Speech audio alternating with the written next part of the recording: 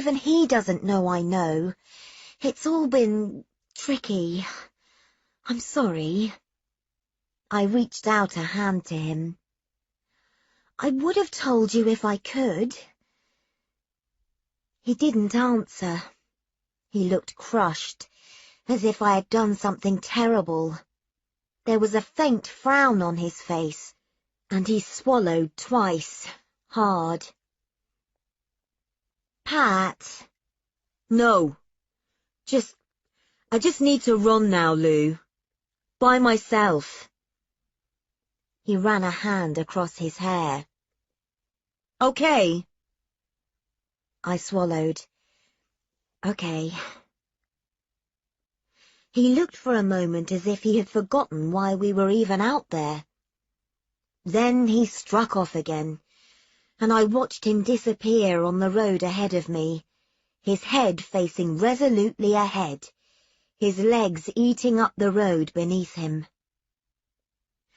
I had put the request out on the day after we returned from the wedding. Can anyone tell me a good place to go where quadriplegics can have adventures? I am looking for things that an able-bodied person might be able to do, things that might make my depressed friend forget for a while that his life is a bit limited. I don't really know what I'm hoping for, but all suggestions gratefully received. This is quite urgent. Busy Bee. As I logged on, I found myself staring at the screen in disbelief. There were 89 responses. I scrolled up and down the screen, unsure at first whether they could all possibly be in response to my request. Then I glanced around me at the other computer users in the library, desperate for one of them to look at me so that I could tell them. 89 responses to a single question. There were tales of bungee jumping for quadriplegics, of swimming, canoeing, even horse riding with the aid of a special frame. When I watched the online video this linked to, I was a little disappointed that Will had said he really couldn't stand horses. It looked ace. There was swimming with dolphins and scuba diving with supporters. There were floating chairs that would enable him to go fishing, and adapted quad bikes that would allow him to go off-road. Some of them had posted photographs or videos of themselves taking part in these activities. A few of them, including Richie, had remembered my previous posts and wanted to know how he was doing. This all sounds like good news. Is he feeling better? I typed a quick response. Maybe, but I'm hoping this trip will really make a difference. Richie responded. Atta girl. If you've got the funds to sort it all out, the sky's the limit. Scooter Girl wrote, Make sure you post up some pics of him in the bungee harness. Love the look on guys' faces when they're upside down. I loved them, these quads and their carers, for their courage and their generosity and their imaginations. I spent 2 hours that evening writing down their suggestions, following their links to related websites they had tried and tested, even talking to a few in the chat rooms. By the time I left, I had a destination. We would head to California, to the Four Winds Ranch, a specialist center which offered experienced help in a way that will make you forget you ever needed help, according to its website. The ranch itself, a low-slung timber building set into a forest clearing near Yosemite, had been set up by a former stuntman who refused to let his spinal injury limit the things he could do. And the online visitors book was full of happy and grateful holidaymakers who swore that he had changed the way they felt about their disability and themselves. At least 6 of the chat room users had been there, and all said it had turned their lives around.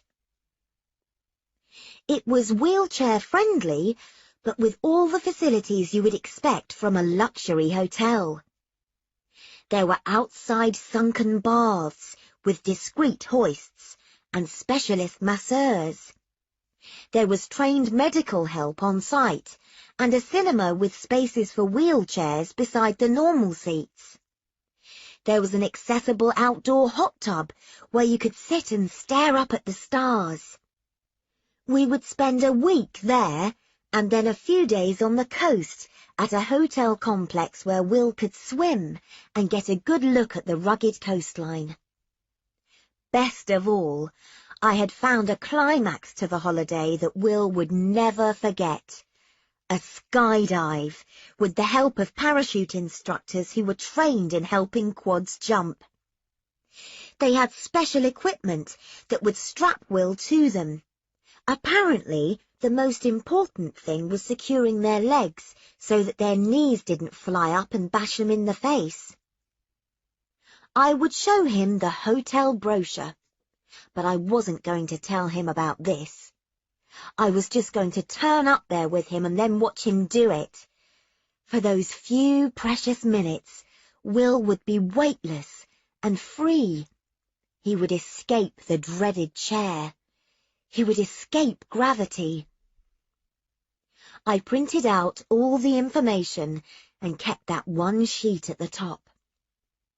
Whenever I looked at it, I felt a germ of excitement building, both at the thought of my first ever long-haul trip, but also at the thought that this might just be it. This might be the thing that would change Will's mind. I showed Nathan the next morning, the two of us stooping furtively over our coffees in the kitchen as if we were doing something properly clandestine. He flicked through the papers that I had printed off. I have spoken to other quads about the skydiving thing. There's no medical reason he can't do it. And the bungee jumping. They have special harnesses to relieve any potential pressure points on his spine. I studied his face anxiously. I knew Nathan didn't rate my capabilities when it came to Will's medical well-being. It was important to me that he was happy with what I'd planned. The place here has everything we might need. They say if we call ahead and bring a doctor's prescription, they can even get any generic drugs that we might need, so that there is no chance of us running out. He frowned.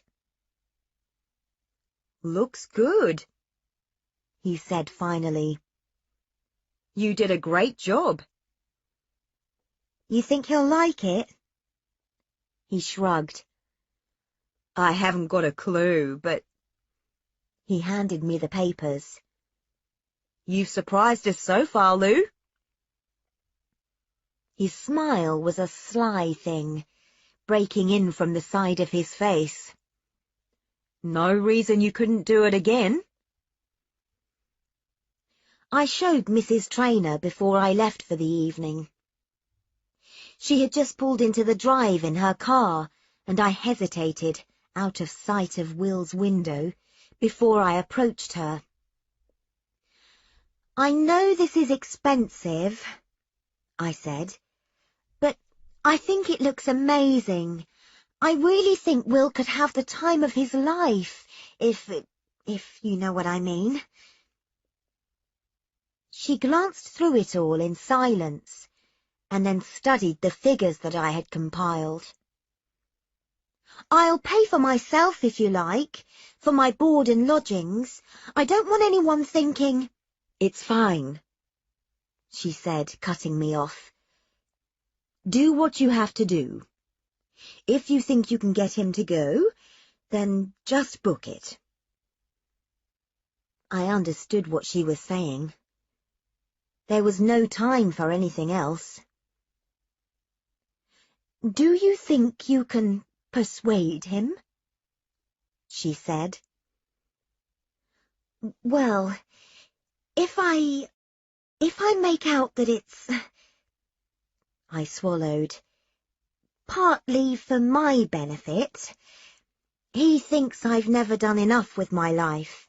He keeps telling me I should travel, that I should do things. She looked at me very carefully. She nodded. Yes, that sounds like Will. She handed back the paperwork. I took a breath, and then to my surprise I found that I couldn't speak. I swallowed hard, twice. What you said before, She didn't seem to want to wait for me to speak. She ducked her head, her slim fingers reaching for the chain around her neck. Yes, well, I'd better go in. I'll see you tomorrow. Let me know what he says. I didn't go back to Patrick's that evening. I had meant to, but something led me away from the industrial park, and instead I crossed the road and boarded the bus that led towards home. I walked the 180 steps to our house and let myself in. It was a warm evening, and all the windows were open in an attempt to catch the breeze. Mum was cooking, singing away in the kitchen. Dad was on the sofa with a mug of tea. Grandad napping in his chair, his head lolling to one side. Thomas was carefully drawing in black felt tip on his shoes. I said hello and walked past them, wondering how it could feel so swiftly as if I didn't quite belong here anymore. Trina was working in my room. I knocked on the door and walked in to find her at the desk, hunched over a pile of textbooks, glasses that I didn't recognize perched on her nose. It was strange to see her surrounded by the things I had chosen for myself, with Thomas's pictures already obscuring the walls I had painted so carefully, his pen drawing still scrawled over the corner of my blind. I had to gather my thoughts so that I didn't feel instinctively resentful. She glanced over her shoulder at me. "Does Mum want me?" she said. She glanced up at the clock. "I thought she was going to do Thomas's tea." "She is. He's having fish fingers." She looked at me, then removed the glasses. "You okay? You look like shit." "So do you." "I know. I went on this stupid detox diet. It's given me hives." She reached a hand up to her chin. "You don't need to diet." "Yeah, well, there's this bloke I like in accountancy too. I thought I might start making the effort. Huge hives all over your face is always a good look, right?" I sat down on the bed. It was my duvet cover. I had known Patrick would hate it, with its crazy geometric pattern. I was surprised Katrina didn't. She closed her book and leant back in her chair. "So what's going on?" I bit my lip until she asked me again. "Trine, do you think I could retrain?" "Retrain? As what?" "I don't know. Something to do with fashion, design, or maybe just tailoring." "Well, there are definitely courses. I'm pretty sure my uni has one. I can look it up if you want." "But would they take people like me? People who don't have qualifications?" She threw her pen up in the air and caught it. "Oh, they love mature students, especially mature students with a proven work ethic. You might have to do a conversion course, but I don't see why not. Why? What's going on? I don't know. It's just something Will said a while back, about what I should do with my life. And I keep thinking, maybe it's time I did what you're doing. Now that Dad can support himself again, maybe you're not the only one capable of making something of herself. You'd have to pay. I know. I've been saving. I think it's probably a bit more than you've managed to save. I could apply for a grant, or maybe a loan, and I've got enough to see me through for a bit. I met this MP woman who says she has links to some agency that could help me. She gave me her card. Hang on, Katrina said, swivelling on her chair. I don't really get this. I thought you wanted to stay with Will. I thought the whole point of this was that you wanted to keep him alive and keep working with him. I do, but... I stared up at the ceiling. But what? It's complicated. So's quantitative easing, but I still get that it means printing money. She rose from her chair and walked over to shut the bedroom door.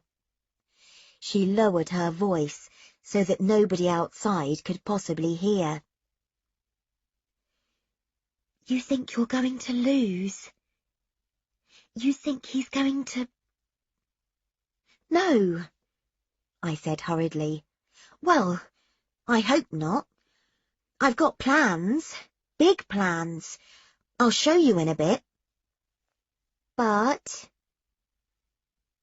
I stretched my arms above me, twisting my fingers together. But I like Will. A lot. She studied me. She was wearing her thinking face. There is nothing more terrifying than my sister's thinking face when it is trained directly on you. Oh, shit. Don't. So, this is interesting, she said. I know. I dropped my arms. You want a job so that... It's what the other quads tell me, the ones who I talk to on the message boards. You can't be both. You can't be carer and... I lifted my hands to cover my face. I could feel her eyes on me. Does he know? No, I'm not sure I know. I threw myself down on her bed, face first. It smelt of Thomas, underlaid with a faint hint of Marmite. I don't know what I think. All I know is that most of the time I would rather be with him than anyone else I know. Including Patrick. And there it was, out there, the truth that I could barely admit to myself. I felt my cheeks flood with colour. Yes, I said into the duvet. Sometimes, yes. Fuck, she said after a minute. And I thought I liked to make my life complicated. She lay down beside me on the bed, and we stared up at the ceiling.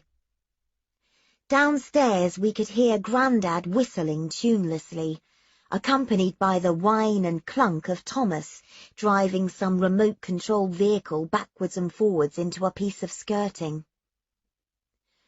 For some unexplained reason, My eyes filled with tears. After a minute, I felt my sister's arms snake around me. "You fucking mad woman," she said. We both began to laugh. "Don't worry," I said, wiping at my face. "I'm not going to do anything stupid." "Good, because the more I think about this, the more I think it's about the intensity of the situation. It's not real. It's about the drama." "What?" "Well, this is actual life or death after all. And you're locked into this man's life every day, locked into his weird secret. That's got to create a kind of false intimacy. Either that or you're getting some weird Florence Nightingale complex." Believe me, that is definitely not it. We lay there, staring at the ceiling. "But it is a bit mad, thinking about loving someone who can't, love you back. Maybe this is just a panic reaction to the fact that you and Patrick have finally moved in together." "I know. You're right. And you two have been together a long time. You're bound to get crushes on other people. Especially when Patrick is obsessed with being Marathon Man. And you might go off Will again. I mean, I remember when you thought he was an arse." "I still do sometimes." My sister reached for a tissue and dabbed at my eyes. Then she thumbed at something on my cheek. "All that said, the college idea is good, because, let's be blunt, whether it all goes tits up with Will or whether it doesn't, you're still going to need a proper job. You're not going to want to be a carer forever." "It's not going to go tits up, as you call it, with Will. He's going to be okay." "Sure he is." Mum was calling Thomas. We could hear her, singing it beneath us in the kitchen. "Thomas! Tom, Tom, Tom, Tom, Thomas!" Trina sighed and rubbed at her eyes. "You going back to Patrick's tonight?" "Yes." "You want to grab a quick drink at the Spotted Dog and show me these plans then? I'll see if Mum will put Thomas to bed for me." "Come on, you can treat me, seeing as you're now loaded enough to go to college." It was 9:45 by the time I got back to Patrick's. My holiday plans, astonishingly, had met with Katrina's complete approval. She hadn't even done her usual thing of adding, "Yes, but it would be even better if you—" There had been a point where I wondered if she was doing it just to be nice, because I was obviously going a bit nuts, but she kept saying things like, "Wow, I can't believe you found this. You've got to take lots of pictures of him bungee jumping."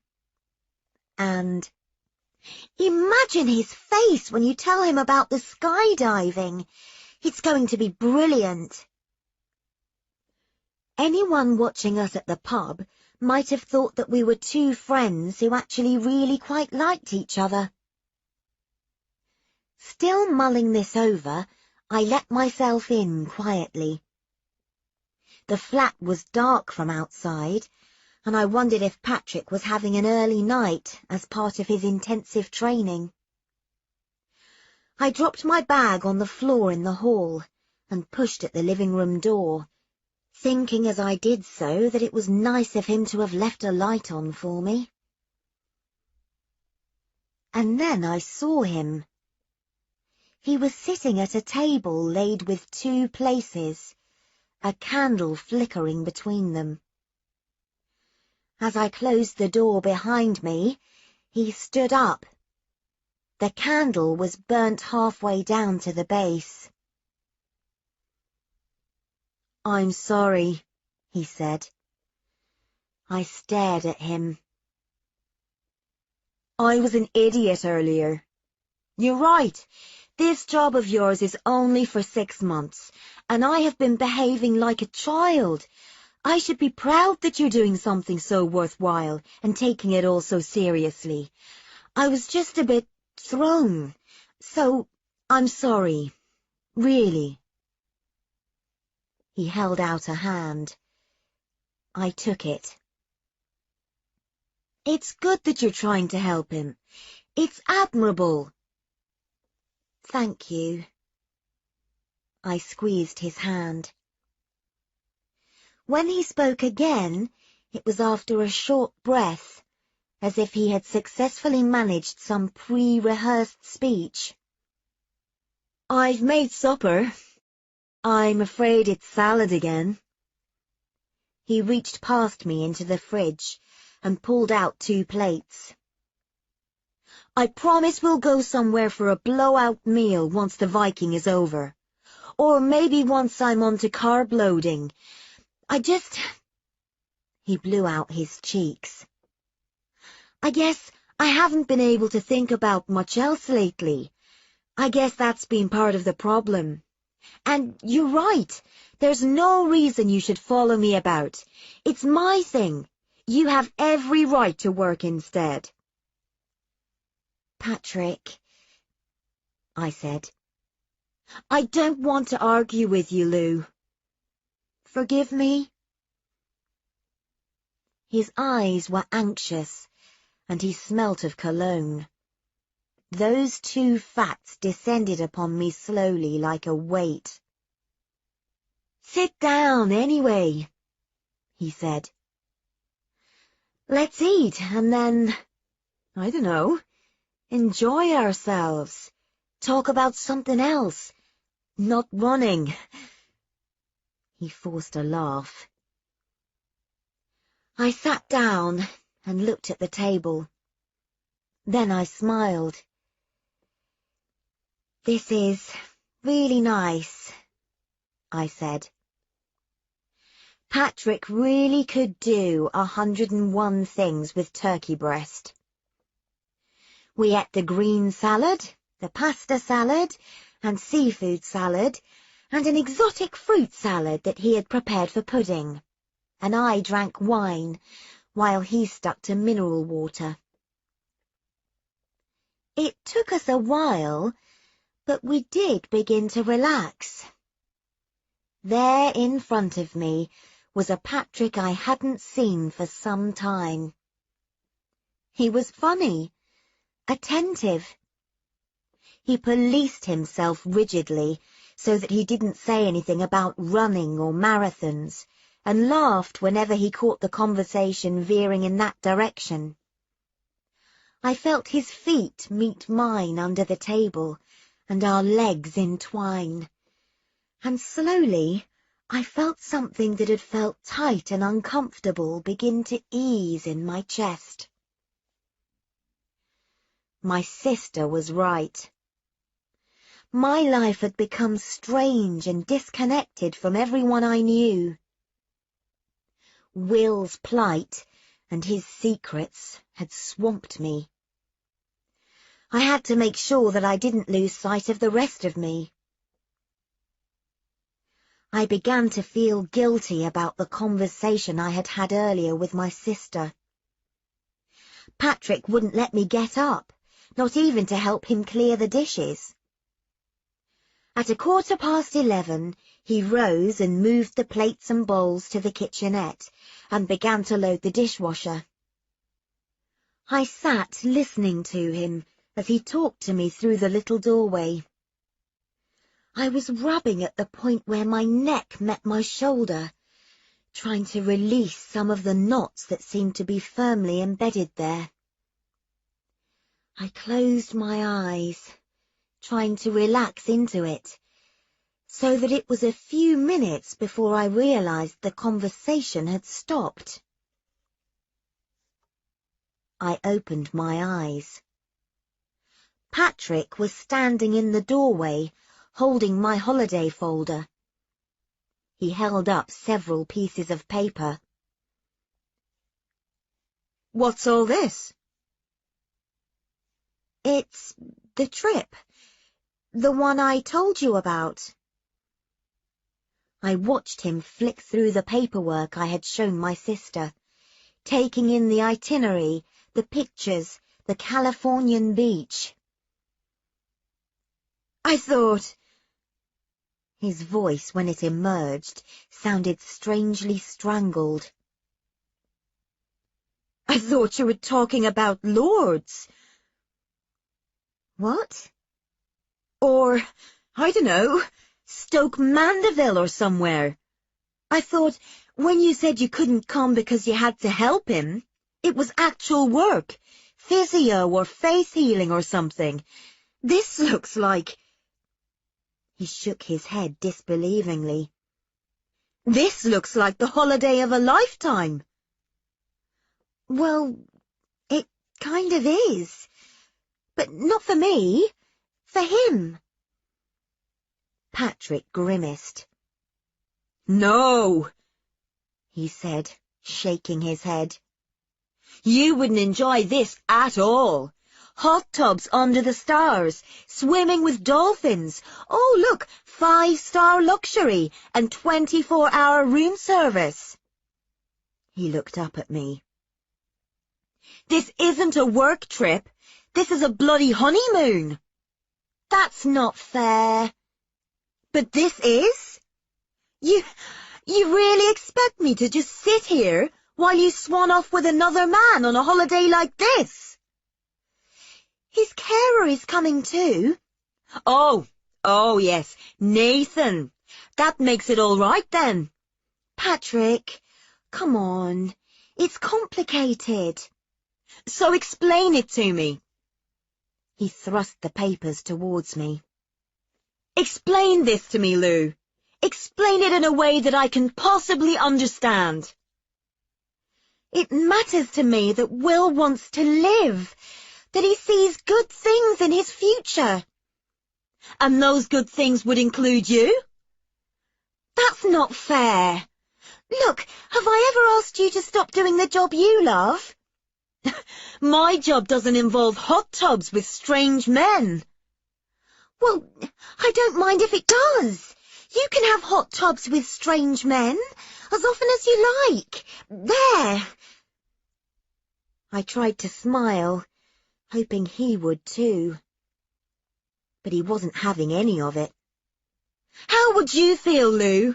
How would you feel if I said I was going on some Keep Fit convention with, I don't know, Leanne from the Terrors, because she needed cheering up?" "Cheering up?" I thought of Leanne, with her flicky blonde hair and her perfect legs, and I wondered absently why he had thought of her name first. "And then how would you feel if I said she and I were going to eat out together all the time, and maybe sit in a hot tub or go on days out together, in some destination 6,000 miles away, just because she had been a bit down? That really wouldn't bother you?" "He's not a bit down, Pat. He wants to kill himself. He wants to take himself off to Dignitas and end his own bloody life." I could hear my blood thumping in my ears. "And you can't turn it around like this. You were the one who called Will a cripple. You were the one who made out he couldn't possibly be a threat to you. The perfect boss, you said. Someone not even worth worrying about." He put the folder back down on the worktop. "Well, Lou, I'm worrying now." I sank my face into my hands and let it rest there for a minute. Out in the corridor, I heard a fire door swing, and the voices of people swallowed up as a door was unlocked and closed behind them. Patrick slid his hand slowly backwards and forwards along the edge of the kitchen cabinets. A little muscle worked in his jaw. You know how this feels, Lou? It feels like I might be running, but I feel like I'm permanently just a little bit behind the rest of the field. I feel like... He took a deep breath, as if he were trying to compose himself. I feel like there's something bad on the bend around the corner, and everyone else seems to know what it is except me. He lifted his eyes to mine. I don't think I'm being unreasonable, but I don't want you to go. I don't care if you don't want to do the Viking, but I don't want you to go on this holiday with him. But Nearly 7 years we've been together, and you've known this man had this job for 5 months. 5 months! If you go with him now, you're telling me something about our relationship, about how you feel about us. That's not fair. He doesn't have to say anything about us, I protested. It does if I can say all this and you're still going to go. The little flat seemed to still around us. He was looking at me with an expression I had never seen before. When my voice emerged, it did so as a whisper. But he needs me. I realized almost as soon as I said it, heard the words and how they twisted and regrouped in the air. Knew already how I would have felt if he had said the same to me. He swallowed, shook his head a little, as if he were having trouble taking in what I said. His hand came to rest on the side of the worktop, and then he looked up at me. Whatever I say isn't going to make a difference, is it? That was the thing about Patrick. He always was smarter than I gave him credit for. Patrick, He closed his eyes, just for a moment, and then he turned and walked out of the living room, leaving the last of the empty dishes on the sideboard.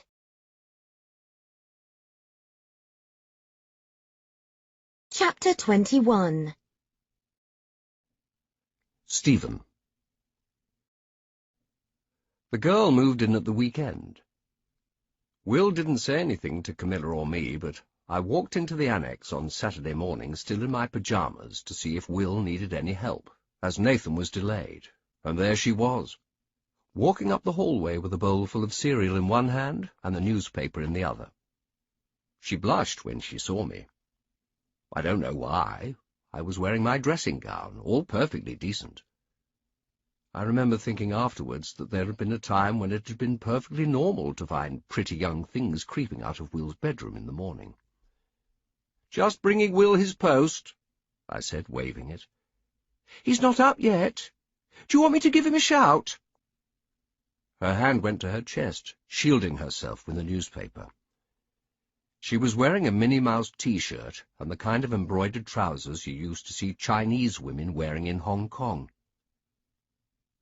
No, not if he's sleeping. Let him rest." When I told Camilla, I thought she'd be pleased.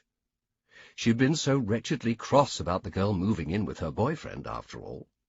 But she just looked a bit surprised, and then adopted that tense expression, which meant she was already imagining all sorts of possible and undesirable consequences. She didn't say as much, but I was pretty sure she was not keen on Louisa Clark. That said, I didn't know who it was Camilla approved of these days. Her default setting seemed to be stuck on disapprove. We never got to the bottom of what had prompted Louisa to stay. Will just said, "Family issues." But she was a busy little thing. When she wasn't looking after Will, she was dashing around, cleaning and washing, whizzing backwards and forwards to the travel agents and to the library. I would have known her anywhere in town because she was so conspicuous. She wore the brightest coloured clothing of anyone I'd seen outside the tropics, little jewel-hued dresses and strange-looking shoes. I would have said to Camilla that she brightened the place up, but I couldn't make that sort of remark to Camilla any more. Will had apparently told her that she could use his computer, but she refused, in favour of using those at the library. I don't know if she was afraid of being seen to be taking advantage, or if it was because she didn't want him to see whatever it was that she was doing.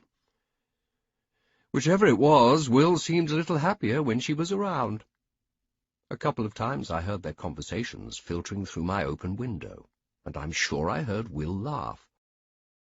I spoke to Bernard Clark just to make sure he was quite happy with the arrangement, and he said it was a bit tricky, as she had split up with her long-term boyfriend, and all sorts of things seemed to be up in the air at their home. He also mentioned that she had applied for some conversion course to continue her education. I decided not to tell Camilla about that one. I didn't want her to think what that might mean. Will said she was into fashion and that sort of thing. She was certainly easy on the eye, and had a lovely figure, but honestly I wasn't sure who on earth would buy the kinds of things she wore. On Monday evening she asked if Camilla and I would come with Nathan into the annex. She had laid out the table with brochures, printed timetables, insurance documents, and other things that she'd printed off the internet. There were copies for each of us, in clear plastic folders. It was all terribly organized. She wanted, she said, to present us with her plans for a holiday. She had warned Camilla that she would make it sound like she was the one gleaning all the benefit, but I could still see Camilla's eyes grow a little steely as she detailed all the things she had booked for them. It was an extraordinary trip that seemed to involve all sorts of unusual activities, things I couldn't imagine Will doing even before his accident. But every time she mentioned something, whitewater rafting or bungee jumping or what have you, she would hold up a document in front of Will showing other injured young men taking part, and say, "If I'm going to try all these things you keep saying I should, then you have to do them with me." I have to admit, I was secretly rather impressed by her. She was a resourceful little thing. Will listened to her, and I could see him reading the documents she laid out in front of him. "Where did you find all this information?" he said finally. She raised her eyebrows at him. "Knowledge is power, Will," she said, and my son smiled as if she had said something particularly clever. "So," Louisa said when all the questions had been asked, "we will be leaving in 8 days' time. Are you happy, Mrs. Traynor?" There was a faint air of defiance in the way she said it, as if she were daring Camilla to say no. "If that's what you all want to do, then it's quite all right by me," Camilla said. "Nathan, are you still up for it?" "You bet." "And Will?" We all looked at him. There was a time not that long ago when any one of these activities would have been unthinkable. There was a time when Will would have taken pleasure in saying no just to upset his mother. He had always been like that, our son, quite capable of doing the opposite of what was right simply because he didn't want to be seen to be complying in some way. I don't know where it came from, this urge to subvert. Perhaps it was what made him such a brilliant negotiator. He looked up at me, his eyes unreadable, and I felt my jaw tense. And then he looked at the girl and smiled. "Why not?" he said. "I'm quite looking forward to seeing Clark throw herself into some rapids." The girl seemed to physically deflate a little, with relief, as if she had half expected him to say no. It's funny, I admit when she first wound her way into our lives I was a little suspicious of her. Will, despite all his bluster, had been vulnerable. I was a little afraid that he could be manipulated. He's a wealthy young man, despite it all, and that wretched Alicia running off with his friend had made him feel about as worthless as anyone in his position could feel. But I saw the way Louisa looked at him then, a strange mixture of pride and gratitude on her face, and I was suddenly immensely glad that she was there. My son, although we never said as much, was in the most untenable of situations. Whatever it was she was doing, it seemed to be giving him just a small respite from that. There was, for a few days, a faint but definitely celebratory air in the house. Camilla wore an air of quiet hopefulness, although she refused to admit to me that that was what it was. I knew her subtext. What did we really have to celebrate when all was said and done? I heard her on the telephone to Georgina late at night, justifying what she had agreed to.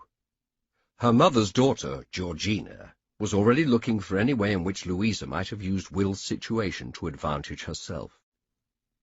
"She offered to pay for herself, Georgina," Camilla said. And, "No, darling, I don't really think we have a choice. We have very little time, and Will has agreed to it, so I'm just going to hope for the best. I think you really have to do the same now." I knew what it cost her to defend Louisa, to even be nice to her. But she tolerated that girl because she knew, as I did, that Louisa was our only chance of keeping our son even halfway happy. Louisa Clark had become, although neither of us said it, our only chance of keeping him alive. I went for a drink with Della last night. Camilla was visiting her sister, so we went for a walk down by the river on the way back. "Will's going to take a holiday," I said. "How wonderful," she replied. Poor Della. I could see her fighting her instinctive urge to ask me about our future, to consider how this unexpected development might affect it. But I didn't suppose she ever would. Not until this was all resolved. We walked, watching the swans, smiling at the tourists splashing around in their boats in the early evening sun, and she chatted away about how this might all be actually rather wonderful for Will, and probably showed that he was really learning to adapt to his situation. It was a sweet thing for her to say, as I knew that in some respects she might legitimately have hoped for an end to it all. It was Will's accident that had so curtailed our plans for a life together after all. She must have secretly hoped that my responsibilities towards Will would one day end, so that I could be free.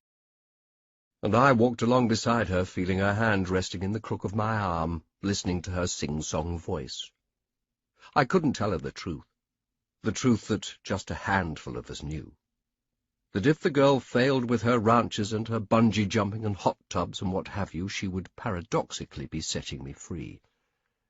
Because the only way I would ever be able to leave my family was if Will decided, after all, that he was still determined to go to this infernal place in Switzerland. I knew it, and Camilla knew it, even if neither of us would admit it to ourselves. Only on my son's death would I be free to live the life of my choosing. "Don't," she said, catching my expression. Dear Della. She could tell what I was thinking even when I didn't know myself. "It's good news, Stephen, really. You never know, this might be the start of a whole new independent life for Will." I placed my hand over hers. A braver man might have told her what I really thought. A braver man would have let her go long ago. Her, and maybe even my wife, too. "You're right," I said, forcing a smile.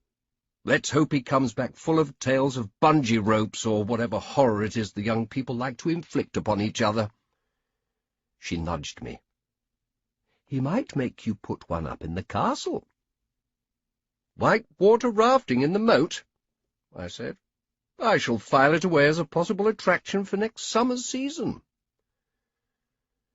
Sustained by this unlikely picture, we walked, occasionally chuckling, all the way down to the boathouse. And then Will got pneumonia.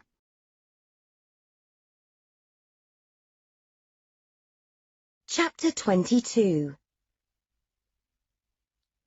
I ran into accident and emergency. The sprawling layout of the hospital and my natural lack of any kind of internal compass meant that the critical care ward took me forever to find.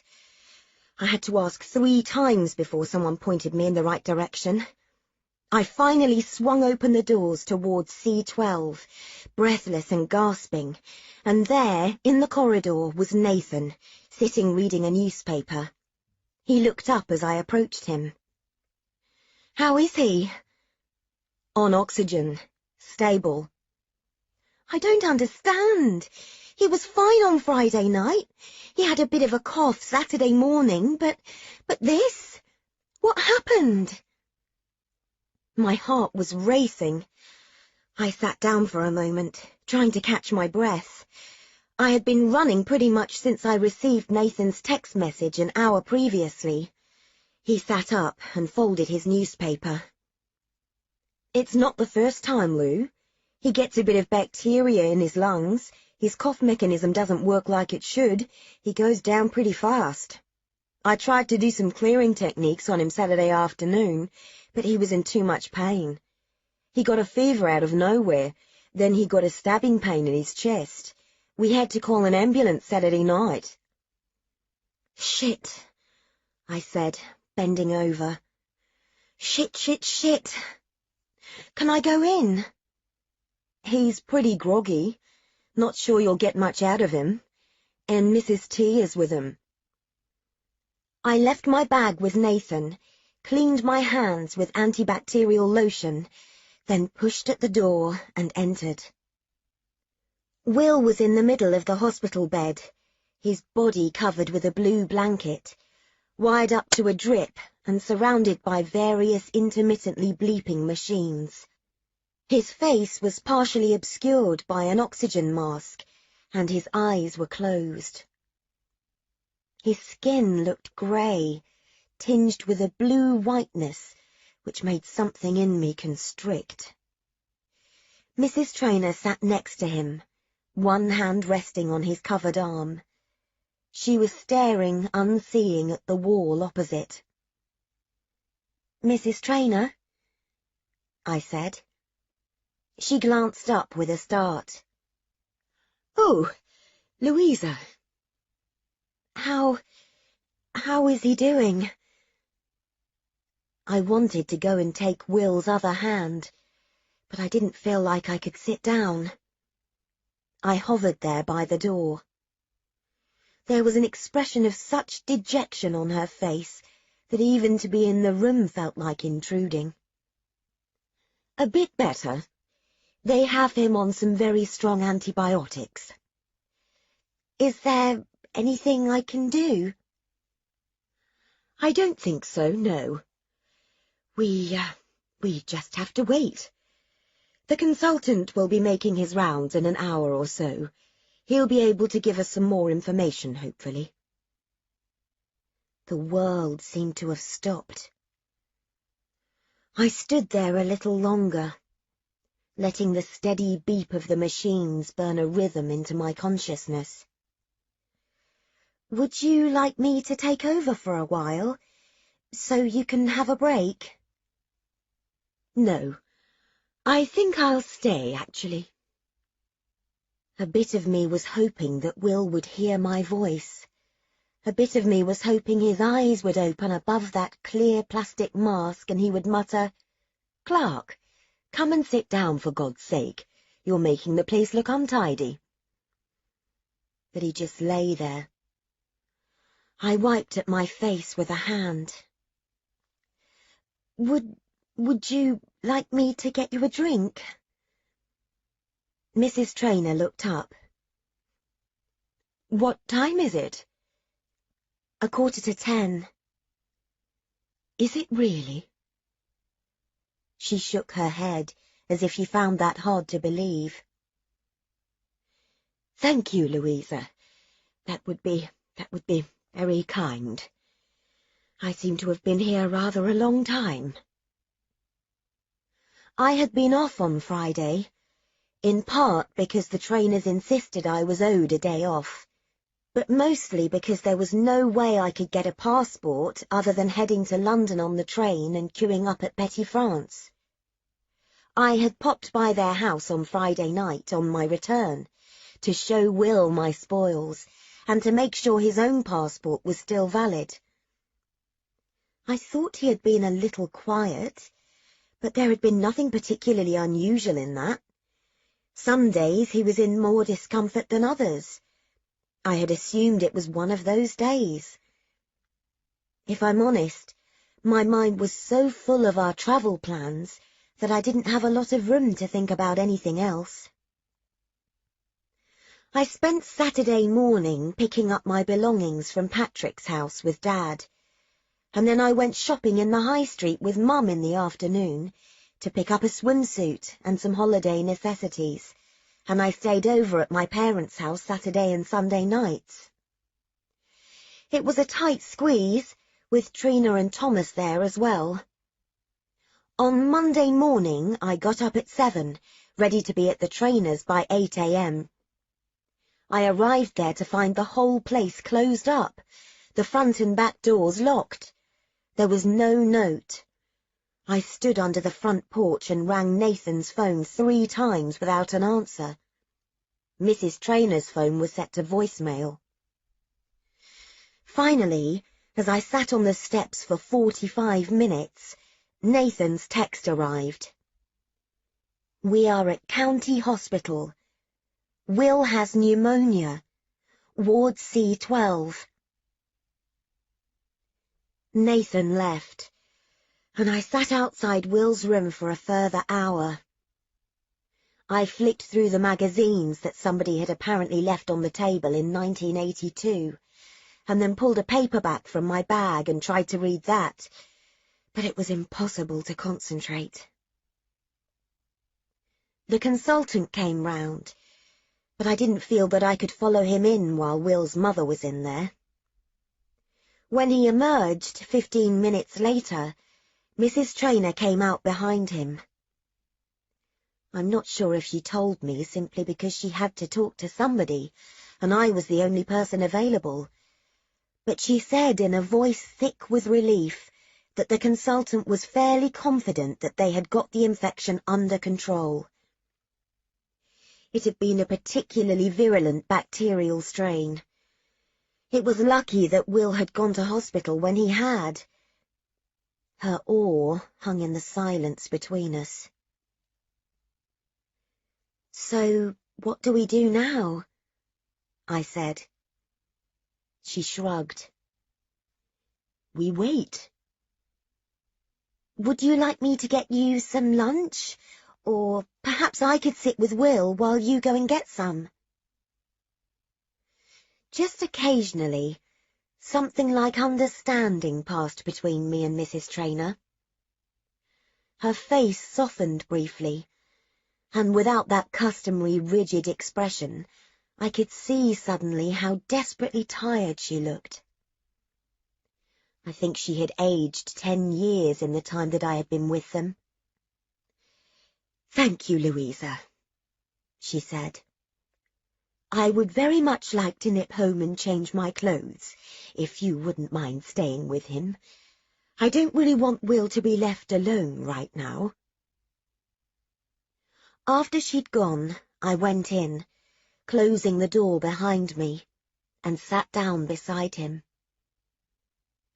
He seemed curiously absent, as if the Will I knew had gone on a brief trip somewhere else and left only a shell. I wondered briefly if that was how it was when people died. Then I told myself to stop thinking about death. I sat and watched the clock tick, and heard the occasional murmuring voices outside, and the soft squeak of shoes on the linoleum. Twice a nurse came in and checked various levels, pressed a couple of buttons, took his temperature, but still Will didn't stir. "He is okay, isn't he?" I asked her. "He's asleep," she said reassuringly. "It's probably the best thing for him right now. Try not to worry." It's an easy thing to say, but I had a lot of time to think in that hospital room. I thought about Will and the frightening speed with which he had become dangerously ill. I thought about Patrick and the fact that even as I had collected my things from his flat, unpeeled and rolled up my wall calendar, folded and packed the clothes I had laid so carefully in his chest of drawers, my sadness was never the crippling thing I should have expected. I didn't feel desolate or overwhelmed or any of the things you should feel when you split apart a love of several years. I felt quite calm and a bit sad and perhaps a little guilty, both at my part in the split and the fact that I didn't feel the things I probably should. I had sent him 2 text messages to say I was really, really sorry and that I hoped he would do really well in the Extreme Viking. But he hadn't replied. After an hour, I leant over, lifted the blanket from Will's arm, and there, pale brown against the white sheet, lay his hand. A cannula was taped to the back of it with surgical tape. When I turned it over, the scars were still livid on his wrists. I wondered briefly if they would ever fade, or if he would be permanently reminded of what he had tried to do. I took his fingers gently in mine and closed my own around them. They were warm, the fingers of someone very much living.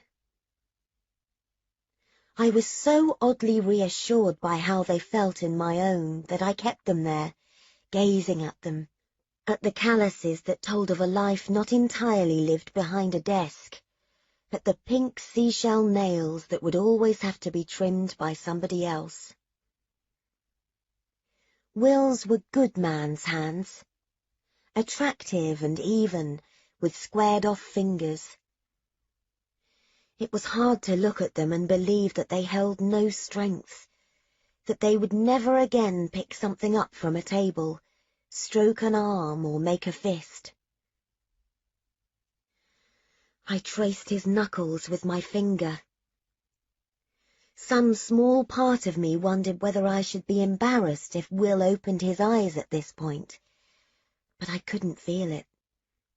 I felt with some certainty that it was good for him to have his hand in mine, hoping that in some way, through the barrier of his drugged sleep, he knew this too. I closed my eyes and waited. Will finally woke up shortly after 4. I was outside in the corridor, lying across the chairs, reading a discarded newspaper, and I jumped when Mrs. Traynor came out to tell me. She looked a little lighter when she mentioned he was talking, and that he wanted to see me. She said she was going to go downstairs and ring Mr. Traynor. And then, as if she couldn't quite help herself, she added, "Please don't tire him." "Of course not," I said. My smile was charming. "Hey," I said, peeping my head round the door. He turned his face slowly towards me. "Hey yourself." His voice was hoarse, as if he had spent the past 36 hours not sleeping but shouting. I sat down and looked at him. His eyes flickered downwards. "You want me to lift the mask for a minute?" He nodded. I took it and carefully slid it up over his head. There was a fine film of moisture where it had met his skin, and I took a tissue and wiped gently around his face. "So how are you feeling?" "Been better." A great lump had risen, unbidden, to my throat, and I tried to swallow it. "I don't know. You'll do anything for attention, Will Traynor. I bet this was all just a—" He closed his eyes cutting me off in mid-sentence. When he opened them again, they held a hint of an apology. Sorry, Clark. I don't think I can do witty today. We sat, and I talked, letting my voice rattle away in the little pale green room, telling him about getting my things back from Patrick's, how much easier it had been getting my CDs out of his collection, given his insistence on a proper cataloguing system. You okay? He said, when I had finished. His eyes were sympathetic, like he expected it to hurt more than it actually did. Yeah, sure, I shrugged. It's really not so bad. I've got other things to think about anyway. Will was silent. The thing is, he said eventually, I'm not sure I'm going to be bungee jumping anytime soon. I knew it.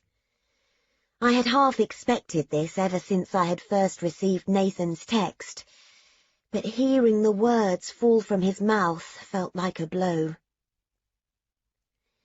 Don't worry, I said, trying to keep my voice even. It's fine. We'll go some other time.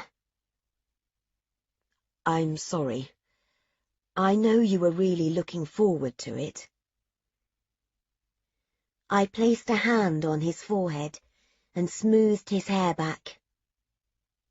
Shh. Really, it's not important. Just get well. He closed his eyes with a faint wince. I knew what they said. Those lines around his eyes, that resigned expression. They said there wasn't necessarily going to be another time. They said he thought he would never be well again. I stopped off at Granta House on the way back from the hospital. Will's father let me in, looking almost as tired as Mrs. Traynor. He was carrying a battered wax jacket, as if he were just on his way out. I told him Mrs. Traynor was with Will again, and that the antibiotics were considered to be working well, but that she had asked me to let him know that she would be spending the night at the hospital again. Why she couldn't tell him herself, I don't know. Perhaps she just had too much to think about. How does he look? Bit better than this morning, I said. He had a drink while I was there. Oh, and he said something rude about one of the nurses. Still his impossible self? Yeah, still his impossible self. Just for a moment I saw Mr. Traynor's mouth compress and his eyes glisten. He looked away at the window and then back at me. I didn't know whether he would have preferred it if I'd looked away. Third bout. In 2 years. It took me a minute to catch up. Of pneumonia? He nodded. Wretched thing. He's pretty brave, you know, under all that bluster. He swallowed and nodded, as if to himself. It's good you can see it, Louisa.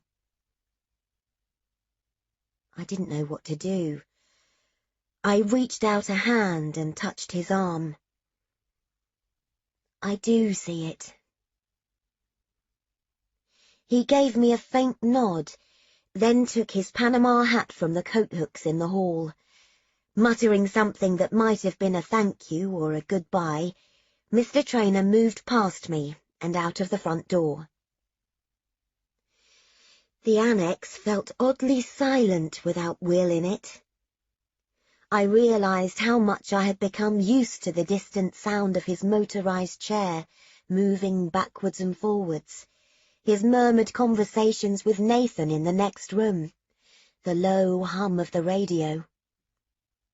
Now the annex was still, the air like a vacuum around me.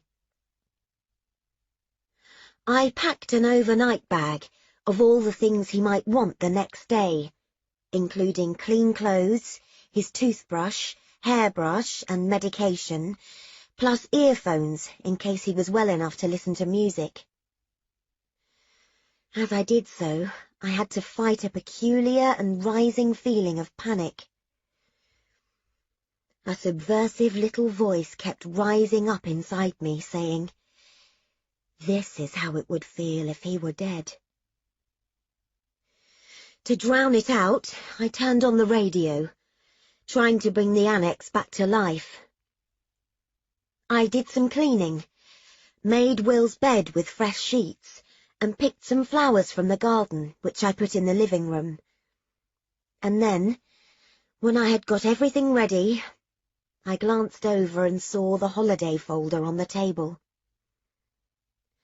I would spend the following day going through all the paperwork and cancelling every trip, every excursion I had booked. There was no saying when Will would be well enough to do any of them. The consultant had stressed that he had to rest, to complete his course of antibiotics, to stay warm and dry. Whitewater rafting and scuba diving were not part of his plan for convalescence. I stared at my folders, at all the effort and work and imagination that had gone into compiling them. I stared at the passport that I had queued to collect, remembering my mounting sense of excitement even as I sat on the train heading into the city, and for the first time since I had embarked upon my plan, I felt properly despondent. There were just over 3 weeks to go, and I had failed. My contract was due to end, and I had done nothing to noticeably change Will's mind. I was afraid to even ask Mrs. Traynor where on earth we went from here. I felt suddenly overwhelmed. I dropped my head into my hands, and in the silent little house, I left it there. "Evening." My head shot up. Nathan was standing there, filling the little kitchen with his bulk. He had his backpack over his shoulder. "I just came to drop off some prescription meds for when he gets back." "You okay?" I wiped briskly at my eyes. "Sure. Sorry. Just a little daunted about cancelling this lot."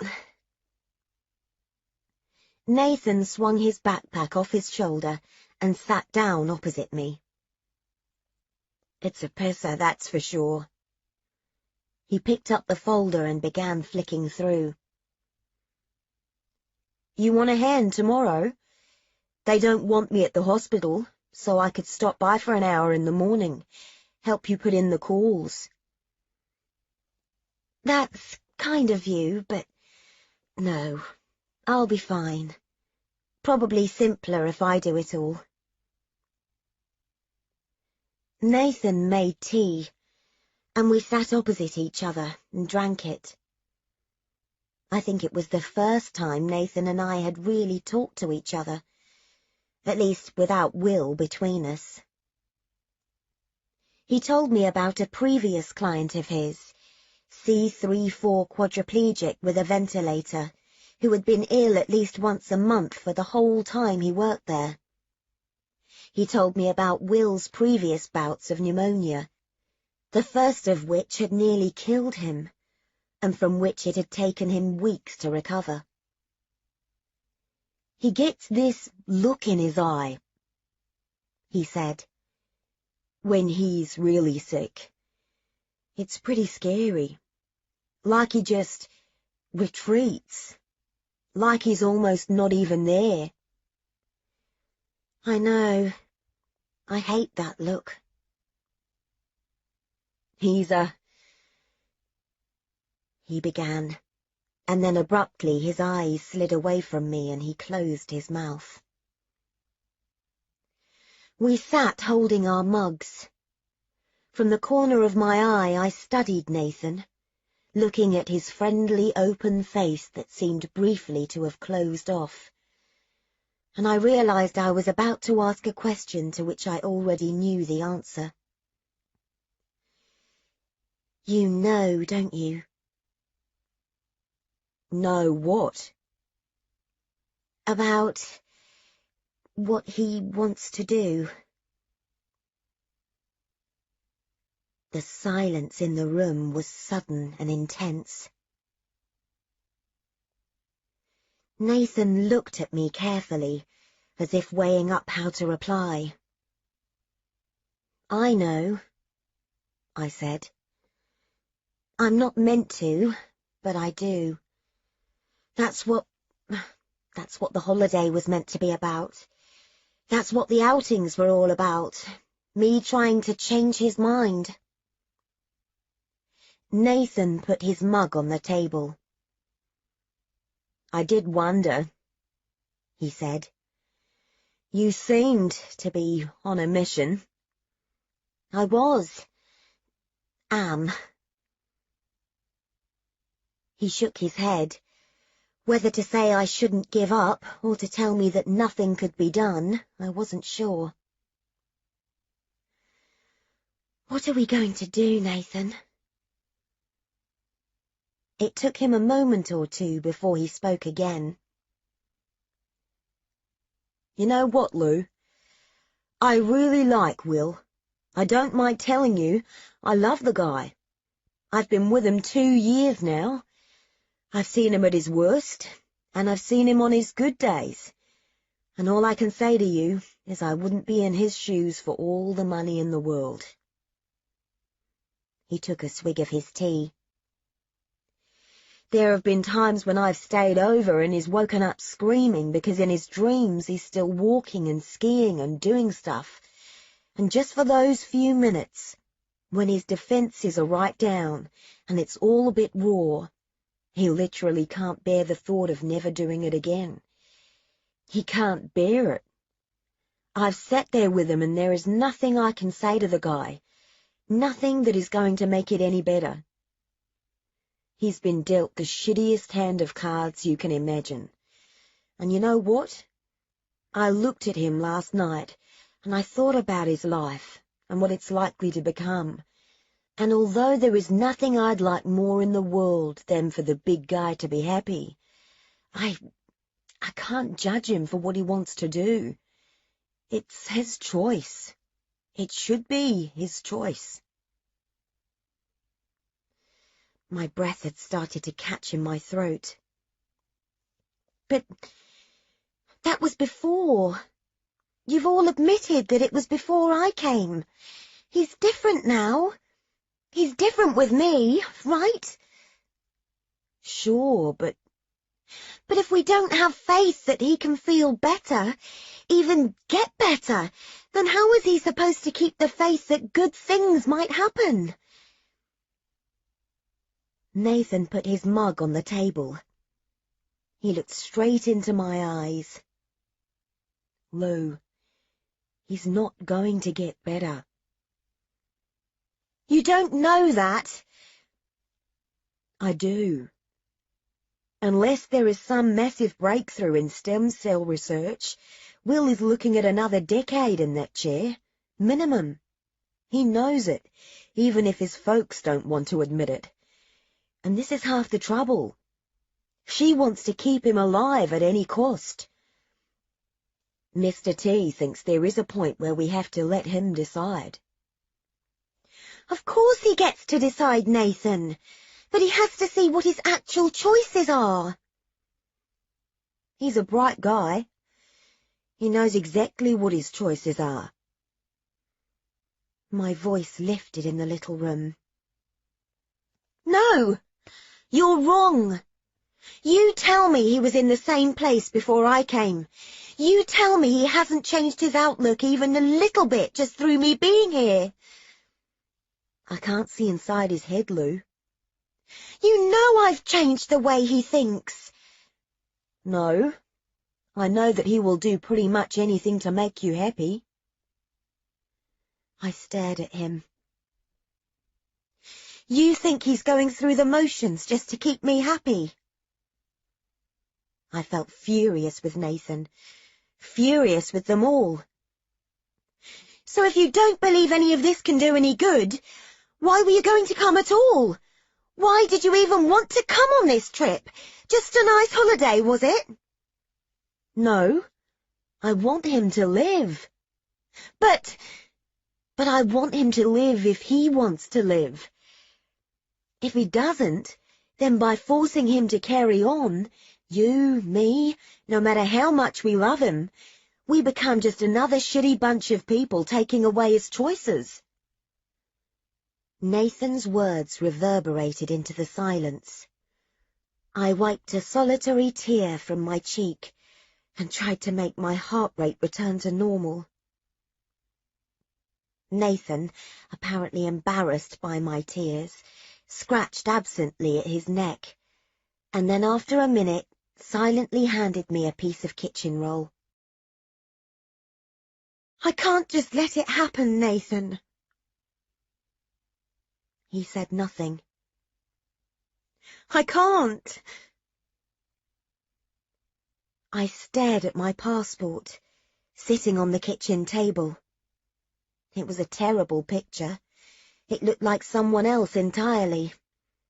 Someone whose life, whose way of being might actually be nothing like my own.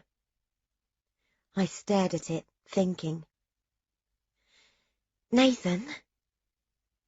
What? If I could fix some other kind of trip, something the doctors would agree to, would you still come? Would you still help me? Course I would. He stood, rinsed his mug, and hauled his backpack over his shoulder. He turned to face me before he left the kitchen. But I've got to be honest, Lou. I'm not sure even you are going to be able to pull this one off.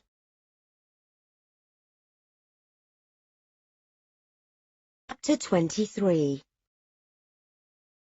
Exactly 10 days later, Will's father disgorged us from the car at Gatwick Airport, Nathan wrestling our luggage onto a trolley, and me checking and checking again that Will was comfortable, until even he became irritated. "Take care of yourselves, and have a good trip," Mr. Trainer said, placing a hand on Will's shoulder.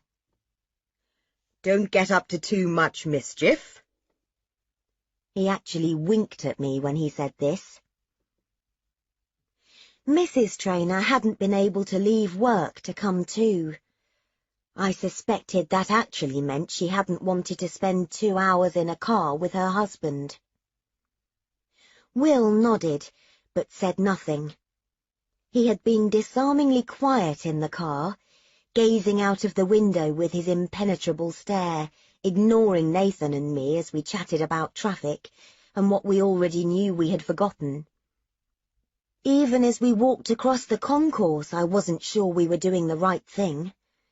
Mrs. Trainer had not wanted him to go at all, but from the day he agreed to my revised plan, I knew she had been afraid to tell him he shouldn't. She seemed to be afraid of talking to us at all that last week. She sat with Will in silence, talking only to the medical professionals, or busied herself in her garden, cutting things down with frightening efficiency. "The airline is meant to meet us. They're meant to come and meet us," I said, as we made our way to the check-in desk, flicking through my paperwork. "Chill out. They're hardly going to post someone at the doors," Nathan said. "But the chair has to travel as a fragile medical device. I checked with the woman on the phone 3 times. And we need to make sure they're not going to get funny about Will's onboard medical equipment. The online quad community had given me reams of information, warnings, legal rights and checklists. I had subsequently triple-checked with the airline that we would be given bulkhead seats, and that Will would be boarded first and not moved from his power chair until we were actually at the gates. Nathan would remain on the ground, remove the joystick and turn it to manual, and then carefully tie and bolster the chair, securing the pedals. He would personally oversee its loading to protect against damage. It would be pink-tagged to warn luggage handlers of its extreme delicacy. We had been allocated 3 seats in a row so that Nathan could complete any medical assistance that Will needed without prying eyes. The airline had assured me that the armrests lifted so that we wouldn't bruise Will's hips while transferring him from the wheelchair to his aircraft seat. We would keep him between us at all times, and we would be the first allowed off the aircraft. All this was on my airport checklist. That was the sheet in front of my hotel checklist, but behind my day before we leave checklist and the itinerary. Even with all these safeguards in place, I felt sick. Every time I looked at Will, I wondered if I had done the right thing. Will had only been cleared by his GP for travel the night before. He ate little and spent much of every day asleep. He seemed not just weary from his illness, but exhausted with life, tired of our interference, our upbeat attempts at conversation, our relentless determination to try to make things better for him. He tolerated me, but I got the feeling that he often wanted to be left alone. He didn't know that this was the one thing I could not do. "There's the airline woman," I said, as a uniformed girl with a bright smile and a clipboard walked briskly towards us. "Well, she's going to be a lot of use on transfer," Nathan muttered. "She doesn't look like she can lift a frozen prawn." "We'll manage," I said. "Between us, we will manage." It had become my catchphrase ever since I had worked out what I wanted to do. Since my conversation with Nathan in the annex, I had been filled with a renewed zeal to prove them all wrong. Just because we couldn't do the holiday I'd planned did not mean that Will could not do anything at all. I hit the message boards, firing out questions. Where might be a good place for a far weaker Will to convalesce? Did anyone else know where we could go? Temperature was my main consideration. The English climate was too changeable. There was nothing more depressing than an English seaside resort in the rain. Much of Europe was too hot in late July, ruling out Italy, Greece, the south of France, and other coastal areas. I had a vision, you see. I saw Will relaxing by the sea. The problem was, with only a few days to plan it and go, there was a diminishing chance of making it a reality. There were commiserations from the others, and many, many stories about pneumonia. It seemed to be the spectre that haunted them all. There were a few suggestions as to places we could go, but none that inspired me, or more importantly, none that I felt Will would be inspired by. I did not want spas, or places where he might see other people in the same position he was. I didn't really know what I wanted, but I scrolled backwards through the list of their suggestions and knew that nothing was right. It was Richie, that chat-room stalwart, who had come to my aid in the end. The afternoon that Will was released from hospital, he typed, Give me your email address. Cousin is travel agent. I have got him on the case. I had rung the number he gave me and spoke to a middle-aged man with a broad Yorkshire accent. When he told me what he had in mind, a little bell of recognition rang somewhere deep in my memory. And within 2 hours, we had it sorted. I was so grateful to him that I could have cried. "Think nothing of it, pet," he said. "You just make sure that bloke of yours has a good time." That said, by the time we left, I was almost as exhausted as Will. I had spent days wrangling with the finer requirements of quadriplegic travel, and right up until the morning we left, I had not been convinced that Will would be well enough to come. Now, seated with the bags, I gazed at him, withdrawn and pale in the bustling airport, and wondered again if I had been wrong.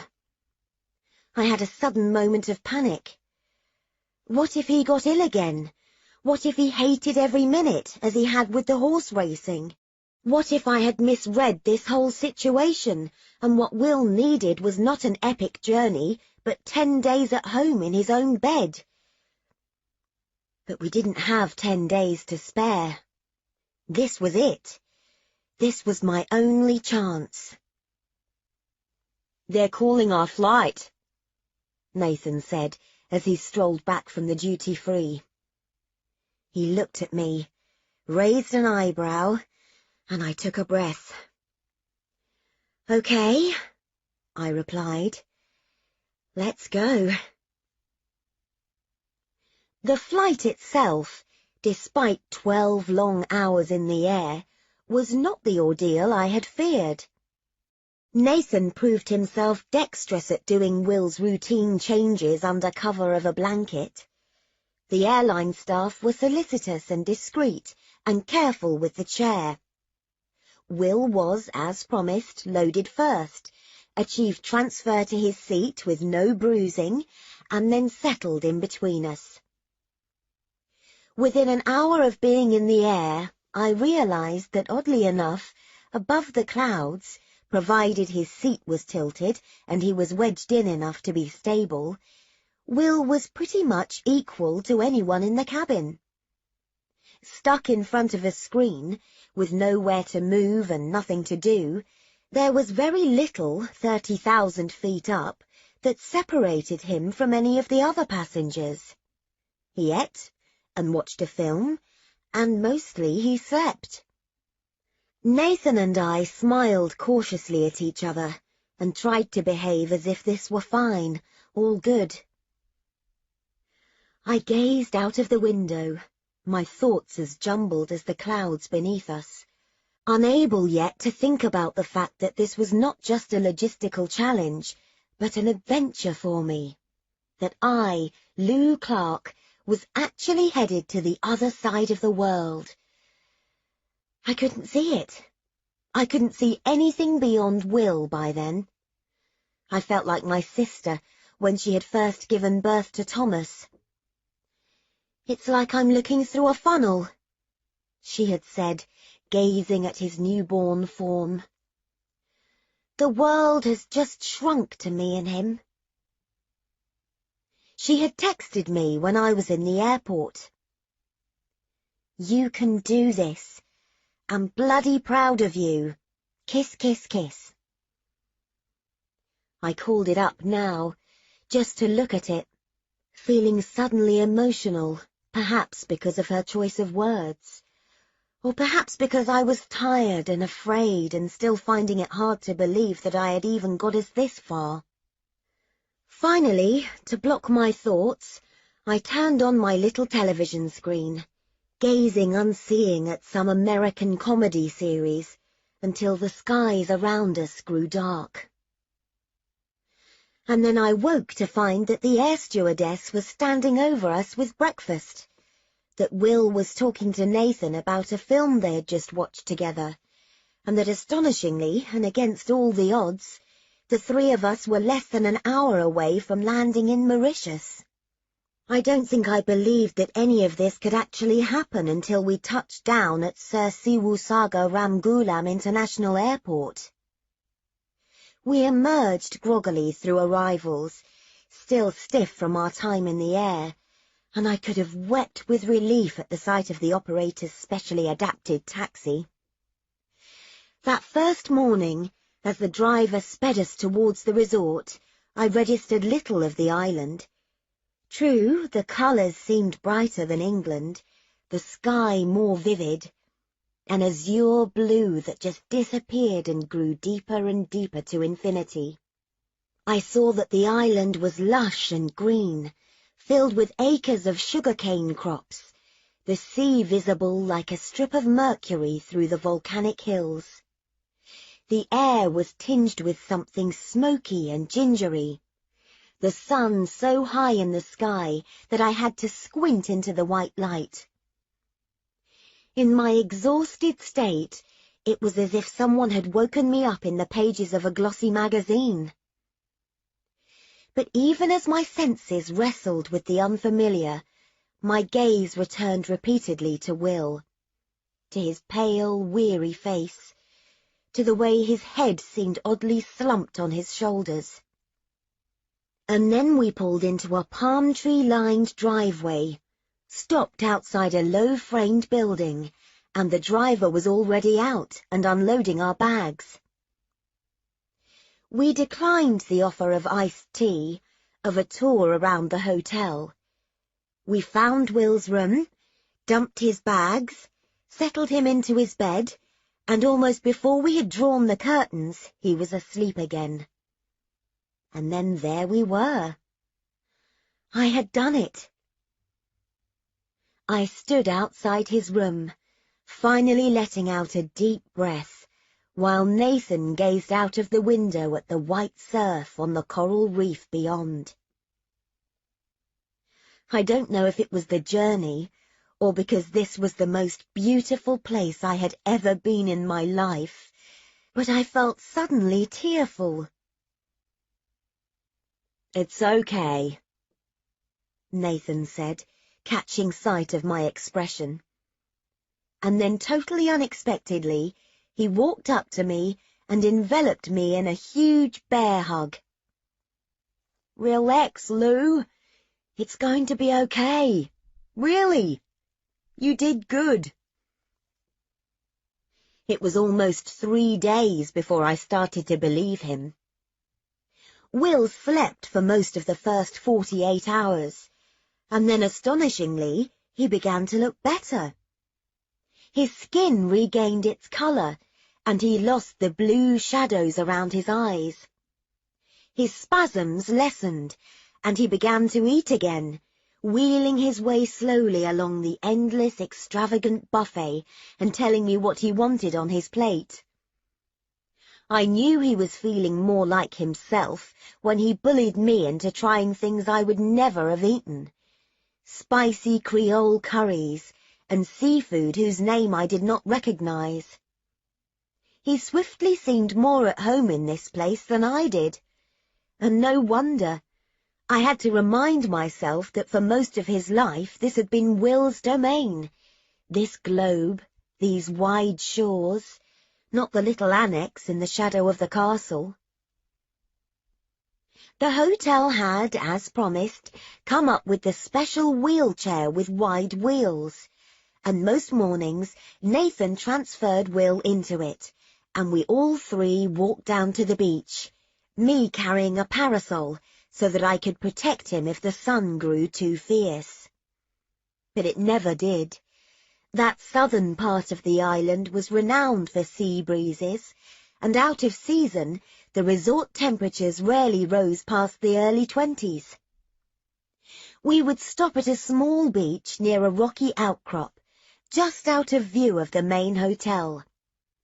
I would unfold my chair, place myself next to Will under a palm tree, and we would watch Nathan attempt to windsurf or water ski, occasionally shouting encouragement, plus the odd word of abuse from our spot on the sand. At first, the hotel staff wanted to do almost too much for Will, offering to push his chair, constantly pressing cool drinks upon him. We explained what we didn't need from them, and they cheerfully backed off. It was good, though, during the moments when I wasn't with him, to see porters or reception staff stopping by to chat with him, or sharing with him some place that they thought we should go. There was one gangly young man, Nadil, who seemed to take it upon himself to act as Will's unofficial carer when Nathan was not around. One day I came out to find him and a friend gently lowering Will out of his chair onto a cushioned sunbed he had positioned by our tree. "This better?" he said, giving me the thumbs up as I walked across the sand. "You just call me when Mr. Will want to go back in his chair." I was about to protest and tell them they should not have moved him, but Will had closed his eyes and lay there with a look of such unexpected contentment that I just closed my mouth and nodded. As for me, as my anxiety about Will's health began to ebb, I slowly began to suspect that I was actually in paradise. I had never in my life imagined I would spend time somewhere like this. Every morning I woke to the sound of the sea breaking gently on the shore, unfamiliar birds calling to each other from the trees. I gazed up at my ceiling, watching the sunlight playing through the leaves, and from next door heard the murmured conversation that told me Will and Nathan had already been up long before me. I dressed in sarongs and swimsuits, enjoying the feeling of the warm sun on my shoulders and back.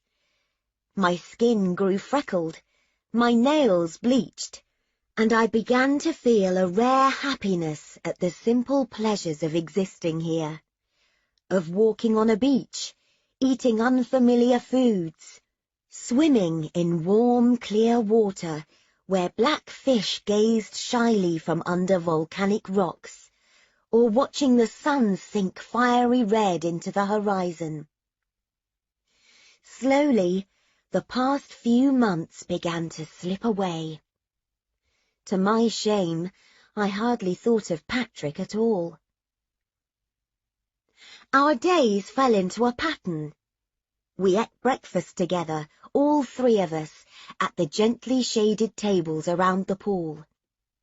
Will usually had fruit salad, which I fed to him by hand, and sometimes followed up with a banana pancake as his appetite grew. We then went down to the beach, where we stayed, me reading, Will listening to music, while Nathan practiced his water sport skills. Will kept telling me to try something too, but at first I said no. I just wanted to stay next to him. When Will insisted, I spent one morning windsurfing and kayaking, but I was happiest just hanging around next to him. Occasionally, if Nadil was around and the resort was quiet, he and Nathan would ease Will into the warm water of the smaller pool, Nathan holding him under his head so that he could float. He didn't say much when they did this, but he looked quietly contented, as if his body were remembering long-forgotten sensations. His torso, long pale, grew golden. His scars silvered and began to fade. He grew comfortable without a shirt. At lunchtime, we would wheel our way over to one of the resort's 3 restaurants. The surface of the whole complex was tiled, with only a few small steps and slopes, which meant that Will could move in his chair with complete autonomy. It was a small thing, but him being able to get himself a drink without one of us accompanying him meant not so much a rest for me and Nathan as the brief removal of one of Will's daily frustrations, being entirely dependent on other people. Not that any of us had to move much anywhere. It seemed wherever you were, beach or poolside, or even the spa, one of the smiling staff would pop up with some drink they thought you might like, usually decorated with a fragrant pink flower. Even as you lay on the beach, a small buggy would pass, and a smiling waiter would offer you water, fruit juice, or something stronger. In the afternoons, when the temperatures were at their highest, Will would return to his room and sleep for a couple of hours. I would swim in the pool or read my book. And then in the evening we would all meet again to eat supper at the beachside restaurant. I swiftly developed a taste for cocktails. Nadil had worked out that if he gave Will the correct size straw and placed a tall glass in his holder, Nathan and I need not be involved at all. As dusk fell, the three of us talked of our childhoods, and our first boyfriends and girlfriends, and our first jobs, and our families, and other holidays we had had, and slowly I saw Will re-emerge. Except this Will was different. This place seemed to have granted him a peace that had been missing the whole time I had known him. "He's doing good, huh?" said Nathan as he met me by the buffet. "Yes, I think he is." "You know," Nathan leant towards me, reluctant for Will to see we were talking about him. "I think the ranch thing and all the adventures would have been great, but looking at him now, I can't help thinking this place has worked out better." I didn't tell him what I had decided on the first day when we checked in, my stomach knotted with anxiety, already calculating how many days I had until the return home. I had to try for each of those 10 days to forget why we were actually there. The 6-month contract, my carefully plotted calendar, everything that had come before. I had to just live in the moment and try to encourage Will to do the same. I had to be happy in the hope that Will would be too. I helped myself to another slice of melon and smiled. "So what's on later? Are we doing the karaoke, or have your ears not yet recovered from last night?" On the 4th night, Nathan announced with only faint embarrassment that he had a date. Karen was a fellow Kiwi staying in the next hotel, and he had agreed to go down to the town with her.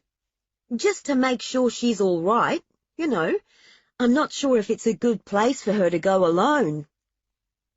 "No," Will said, nodding his head sagely. "Very chivalrous of you, Nate." "I think that is a very responsible thing to do, very civic-minded," I agreed. "I have always admired Nathan for his selflessness, especially when it comes to the fairer sex." "Piss off, you two." Nathan grinned and disappeared. Karen swiftly became a fixture. Nathan disappeared with her most evenings, and although he returned for late duties, we tacitly gave him as much time as possible to enjoy himself. Besides, I was secretly glad. I liked Nathan, and I was grateful that he had come, but I preferred it when it was just Will and I. I liked the shorthand we seemed to fall into when nobody else was around, the easy intimacy that had sprung up between us.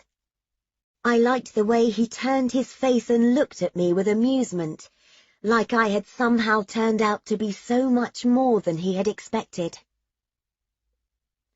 On the penultimate night, I told Nathan that I didn't mind if he wanted to bring Karen back to the complex. He had been spending nights in her hotel, and I knew it made it difficult for him, walking the 20 minutes each way in order to sort Will out last thing at night. I don't mind, if it will, give you a bit of privacy. He was cheerful, already lost in the prospect of the night ahead, and didn't give me another thought beyond an enthusiastic, "Thanks, mate." "Nice of you," said Will when I told him. "Nice of you, you mean?" I said. "It's your room I've donated to the cause." That night, we got him into mine, and Nathan helped Will into bed and gave him his medication while Karen waited in the bar. In the bathroom, I changed into my t-shirt and knickers, and then opened the bathroom door and pottered over to the sofa with my pillow under my arm. I felt Will's eyes on me, and felt oddly self-conscious for someone who had spent most of the previous week walking around in front of him in a bikini.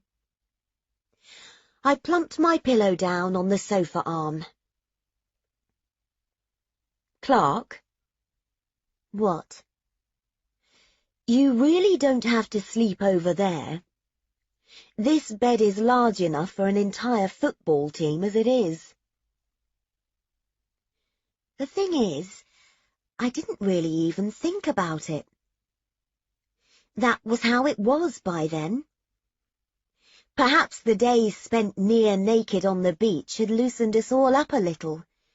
Perhaps it was the thought of Nathan and Karen on the other side of the wall, wrapped up in each other, a cocoon of exclusion. Perhaps I did just want to be near him. I began to walk towards the bed, then flinched at a sudden crash of thunder. The lights stuttered. Someone shouted outside. From next door we heard Nathan and Karen burst out laughing. I walked to the window and pulled back the curtain, feeling the sudden breeze, the abrupt drop in temperature. Out at sea, a storm had exploded into life. Dramatic flashes of forked lightning briefly illuminated the sky, and then, as if in afterthought, the heavy drumbeat roll of a deluge hit the roof of our little bungalow, so fierce that at first it drowned out sound. "I'd better close the shutters," I said. "No, don't." I turned. "Throw the doors open." Will nodded towards the outside. "I want to see it." I hesitated, then slowly opened the glass doors out onto the terrace. The rain hammered down onto the hotel complex, dripping from our roof, sending rivers running away from our terrace and out towards the sea. I felt the moisture on my face, the electricity in the air. The hairs on my arms stood bolt upright. "Can you feel it?" he said from behind me. "It's like the end of the world." I stood there, letting the charge flow through me, the white flashes imprinting themselves on my eyelids. It caused my breath to catch in my throat. I turned back and walked over to the bed, seating myself on its edge. As he watched, I leant forwards and gently pulled his sun-browned neck towards me. I knew just how to move him now, how I could make his weight, his solidity, work with me. Holding him close to me, I leant across and placed a fat white pillow behind his shoulders, before releasing him back into its soft embrace. He smelt of the sun, as if it had seeped deep into his skin, and I found myself inhaling silently, as if he was something delicious. Then, still a little damp, I climbed in beside him, so close that my legs touched his, and together we gazed out at the blue-white scorch as the lightning hit the waves, at the silvered stair-rods of rain, the gently shifting mass of turquoise that lay only 100 feet away. The world around us shrank until it was just the sound of the storm, the mauve blue-black sea, and the gently billowing gauze curtains. I smelt the lotus flowers on the night breeze, heard the distant sounds of clinking glasses and hastily drawn back chairs, of music from some far-off celebration, felt the charge of nature unleashed. I reached across for Will's hand and took it in my own. I thought briefly that I would never feel as intensely connected to the world, to another human being, as I did at that moment. "Not bad, eh, Clark?" Will said into the silence. In the face of the storm, his face was still and calm.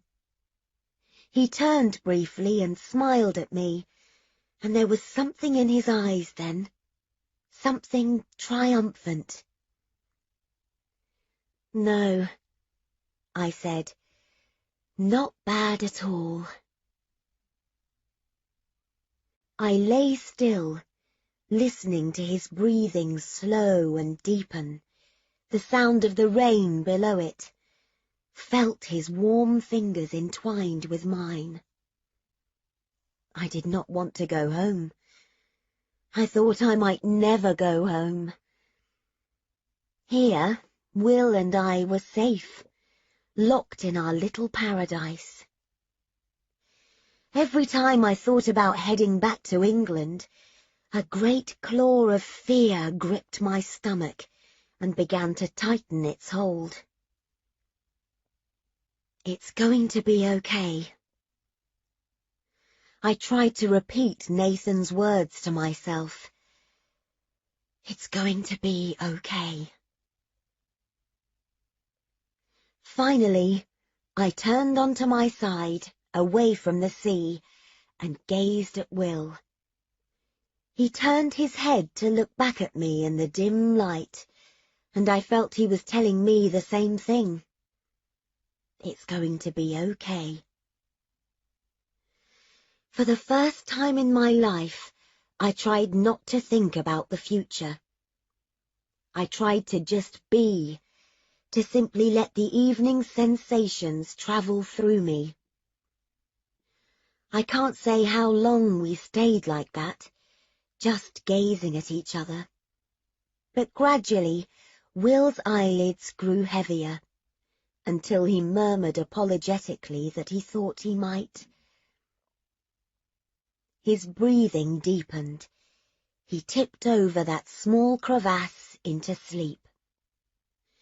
And then it was just me, watching his face, looking at the way his eyelashes separated into little points near the corner of his eyes, at the new freckles on his nose. I told myself I had to be right. I had to be right.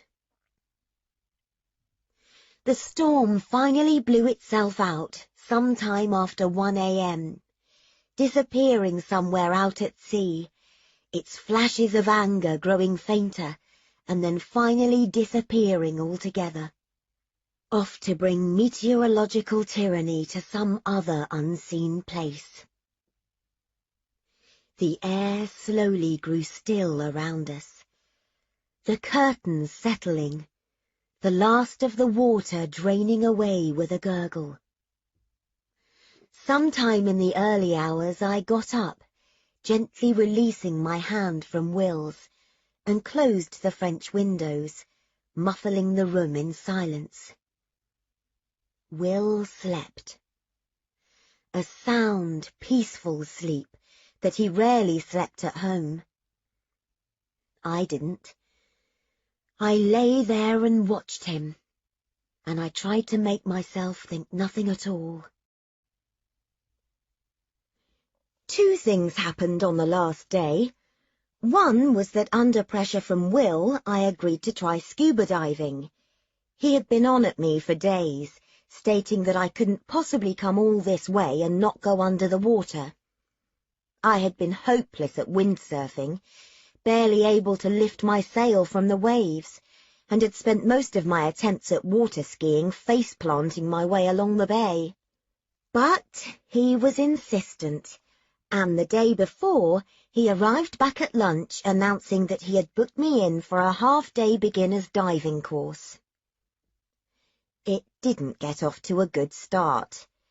Will and Nathan sat on the side of the pool as my instructor tried to get me to believe I would continue to breathe underwater, but the knowledge that they were watching me made me hopeless.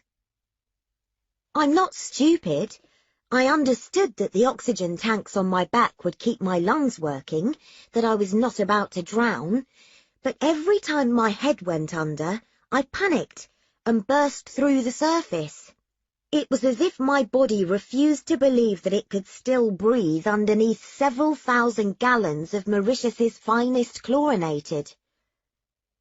"I don't think I can do this," I said, as I emerged for the 7th time, spluttering. James, my diving instructor, glanced behind me at Will and Nathan. "I can't," I said crossly. "It's just not me." James turned his back on the 2 men, tapped me on the shoulder, and gestured towards the open water. "Some people actually find it easier out there," he said quietly. "In the sea.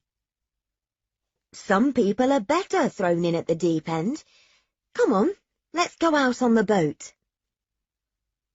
3/4 of an hour later, I was gazing underwater at the brightly coloured landscape that had been hidden from view, forgetting to be afraid that my oxygen might fail, that against all evidence I would sink to the bottom and die a watery death, even that I was afraid at all. I was distracted by the secrets of a new world. In the silence, broken only by the exaggerated of my own breath, I watched shoals of tiny iridescent fish and larger black and white fish that stared at me with blank inquisitive faces, with gently swaying anemones filtering the gentle currents of their tiny unseen haul. I saw distant landscapes, twice as brightly coloured and varied as they were above land. I saw caves and hollows where unknown creatures lurked, distant shapes that shimmered in the rays of the sun. I didn't want to come up. I could have stayed there forever in that silent world. It was only when James started gesticulating towards the dial of his oxygen tank that I realized I didn't have a choice. I could barely speak when I finally walked up the beach towards Will and Nathan, beaming. My mind was still humming with the images I had seen, my limbs somehow still propelling me under the water. "Good, eh?" said Nathan. "Why didn't you tell me?"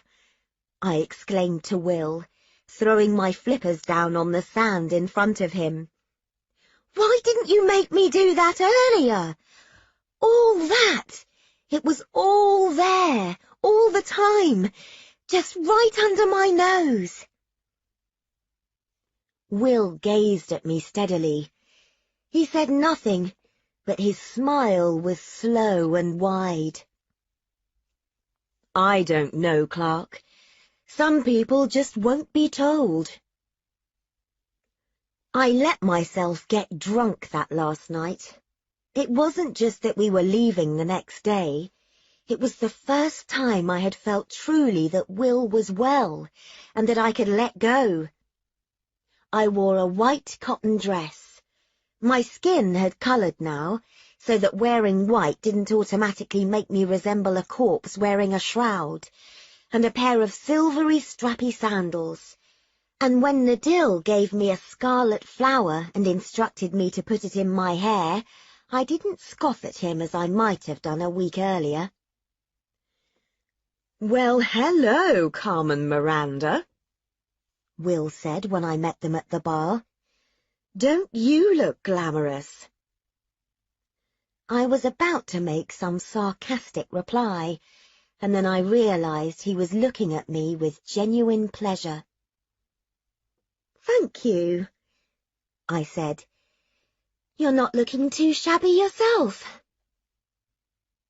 There was a disco at the main hotel complex, so shortly before 10 p.m, when Nathan left to be with Karen, we headed down to the beach with the music in our ears and the pleasant buzz of 3 cocktails sweetening my movements. Oh, but it was so beautiful down there.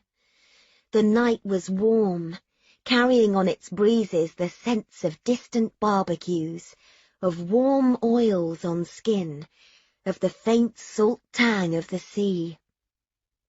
Will and I stopped near our favourite tree. Someone had built a fire on the beach, perhaps for cooking, and all that was left was a pile of glowing embers. "I don't want to go home," I said into the darkness. "It's a hard place to leave." "I didn't think places like this existed outside films," I said, turning so that I faced him. "It has actually made me wonder if you might have been telling the truth about all the other stuff." He was smiling. His whole face seemed relaxed and happy, his eyes crinkling as he looked at me. I looked at him, and for the first time it wasn't with a faint fear gnawing away at my insides. "You're glad you came, right?" I said tentatively. He nodded. "Oh, yes." Ha! I punched the air. And then, as someone turned the music up by the bar, I kicked off my shoes and I began to dance. It sounds stupid, the kind of behaviour that on another day you might be embarrassed by. But there, in the inky dark, half drunk from lack of sleep, with the fire and the endless sea and infinite sky, with the sound of the music in our ears, and Will smiling, and my heart bursting with something I couldn't quite identify, I just needed to dance. I danced, laughing, not self-conscious, not worrying about whether anybody could see us. I felt Will's eyes on me, and I knew he knew that this was the only possible response to the last 10 days. Hell, to the last 6 months. The song ended, and I flopped, breathless, at his feet. "You," he said. "What?" My smile was mischievous. I felt fluid, electrified. I barely felt responsible for myself. He shook his head. I rose slowly onto my bare feet, walked right up to his chair, and then slid onto his lap, so that my face was inches from his. After the previous evening, it somehow didn't seem like such a leap to make. "You." His blue eyes, glinting with the light of the fire, locked onto mine. He smelt of the sun, and the bonfire, and something sharp and citrusy. I felt something give, deep inside me. "You are something else, Clark." I did the only thing I could think of. I leant forward and I placed my lips on his. He hesitated just for a moment, and then he kissed me. And just for a moment I forgot everything. The 1,000,001 reasons I shouldn't. My fears. The reason we were here. I kissed him, breathing in the scent of his skin, feeling his soft hair under my fingertips. And when he kissed me back, all of this vanished, and it was just Will and me on an island in the middle of nowhere under 1,000 twinkling stars. And then he pulled back. I'm sorry. No. My eyes opened. I lifted a hand to his face and let it trace his beautiful bones. I felt the faint grit of salt under my fingertips. Will, I began. You can. You... No. It held a hint of metal, that word. I can't. I don't understand. I don't want to go into it. I think you have to go into it. I can't do this because I can't... He swallowed. I can't be the man I want to be with you. And that means that this... He looked up into my face. This just becomes another reminder of what I am not. I didn't let go of his face. I tipped my forehead forward so that it touched his, so that our breath mingled, and I said quietly, so that only he could have heard me, I don't care what you think you can and can't do. It's not black and white. Honestly, I've talked to other people in the same situation, and there are things that are possible, ways that we can both be happy. I had begun to stammer a little. I felt weird even having this conversation. I looked up and into his eyes. Will Traynor, I said softly. Here's the thing. I think we can do... No, Clark, he began. I think we can do all sorts of things. I know this isn't a conventional love story. I know that there are all sorts of reasons I shouldn't even be saying what I am, but I love you. I do. I knew it when I left Patrick, and I think you might even love me a little bit. He didn't speak. His eyes searched my own, and there was this huge weight of sadness within them. I stroked the hair away from his temples, as if I could somehow lift his sorrow, and he tilted his head to meet the palm of my hand so that it rested there. He swallowed. I have to tell you something. I know, I whispered. I know everything. Will's mouth closed on his words. The air seemed to still around us. I know about Switzerland. I know why I was employed on a 6-month contract. He lifted his head away from my hand. He looked at me, then gazed upwards at the skies. His shoulders sagged. I know it all, Will. I've known for months. And Will, please listen to me. I took his right hand in mine, and I brought it up close to my chest. I know we can do this. I know it's not how you would have chosen it, but I know I can make you happy. And all I can say is that you make me into someone I couldn't even imagine. You make me happy, even when you're awful. I would rather be with you, even the you that you seem to think is diminished, than with anyone else in the world. I felt his fingers tighten a fraction around mine, and it gave me courage.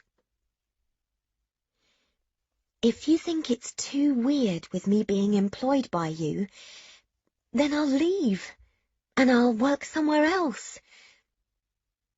I wanted to tell you, I've applied for a college course. I've done loads of research on the internet, talking to other quads and carers of quads, and I have learnt so much about how to make this work. So I can do that and just be with you. You see, I've thought of everything, researched everything. This is how I am now. This is your fault. You changed me. I was half laughing. You've turned me into my sister, but with better dress sense. He had closed his eyes. I placed both my hands around his, lifted his knuckles to my mouth, and I kissed them. I felt his skin against mine, and knew as I had never known anything, that I could not let him go. What do you say? I whispered. I could have looked into his eyes forever. He said it so quietly that for a minute I could not be sure I had heard him correctly. What? No, Clark. No? I'm sorry. It's not enough. I lowered his hand. I don't understand. He waited before he spoke, as if he was struggling for once to find the right words. It's not enough for me. This, my world, even with you in it. And believe me, Clark, my whole life has changed for the better since you came. But it's not enough for me. It's not the life I want. Now it was my turn to pull away. The thing is, I get that this could be a good life. I get that with you around, perhaps it could even be a very good life. But it's not my life. I am not the same as these people you speak to. It's nothing like the life I want. Not even close. His voice was halting, broken. His expression frightened me. I swallowed, shaking my head.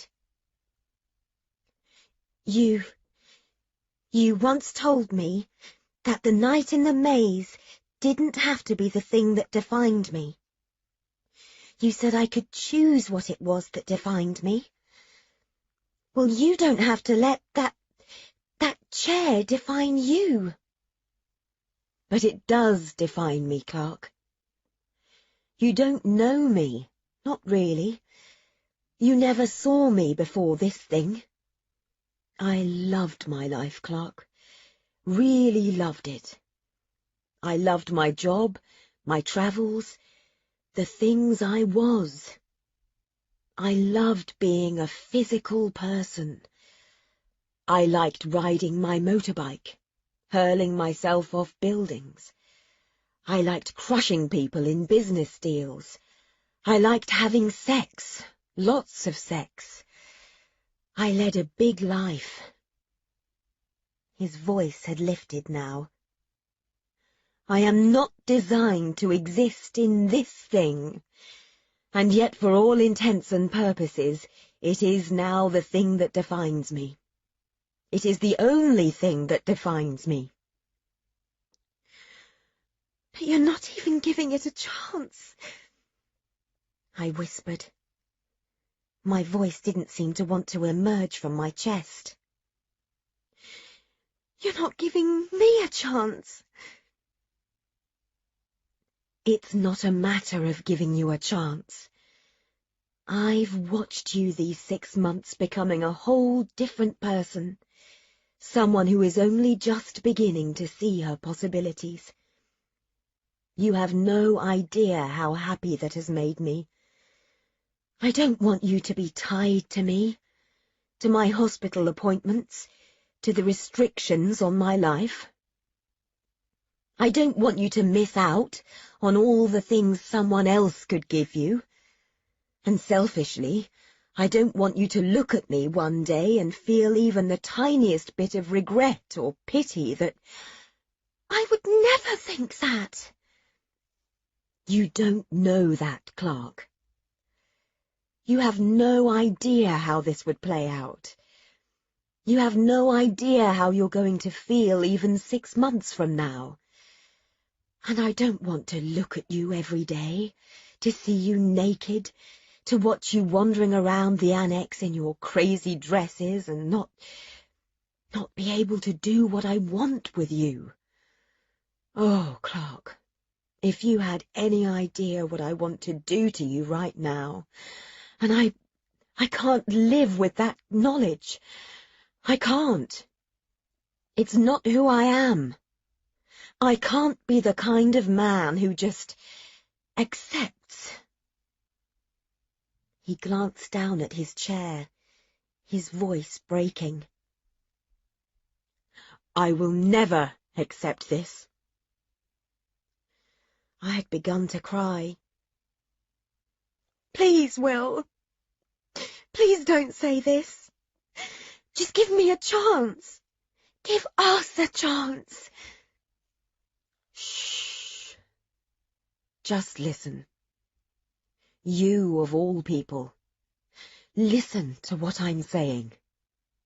This, tonight, is the most wonderful thing you could have done for me. What you have told me, what you have done in bringing me here, knowing that somehow from that complete arse I was at the start of this, you managed to salvage something to love, is astonishing to me. But I felt his fingers close on mine. I need it to end here. No more chair. No more pneumonia. No more burning limbs. No more pain and tiredness and waking up every morning already wishing it was over. When we get back, I am still going to go to Switzerland. And if you do love me, Clark, as you say you do, the thing that would make me happier than anything is if you would come with me. My head whipped back. What? It's not going to get any better than this.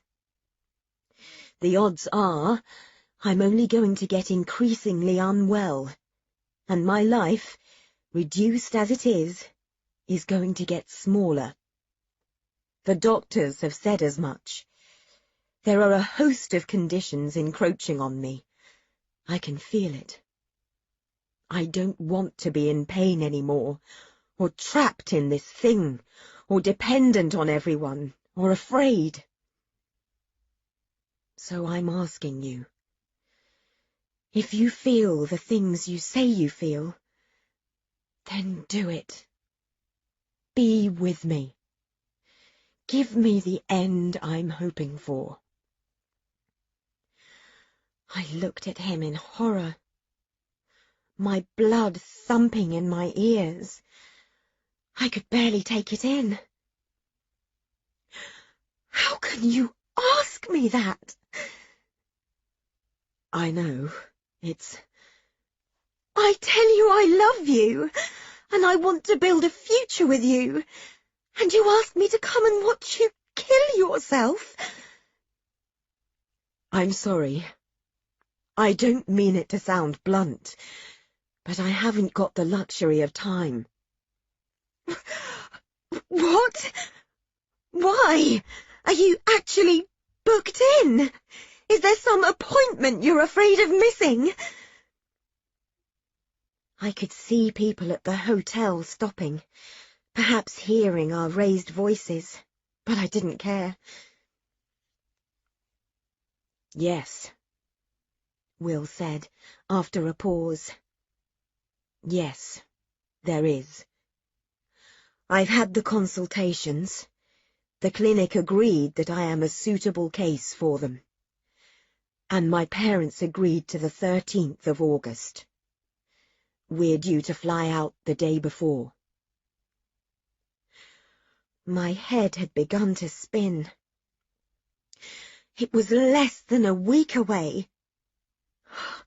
I don't believe this. Louisa, I thought I was changing your mind.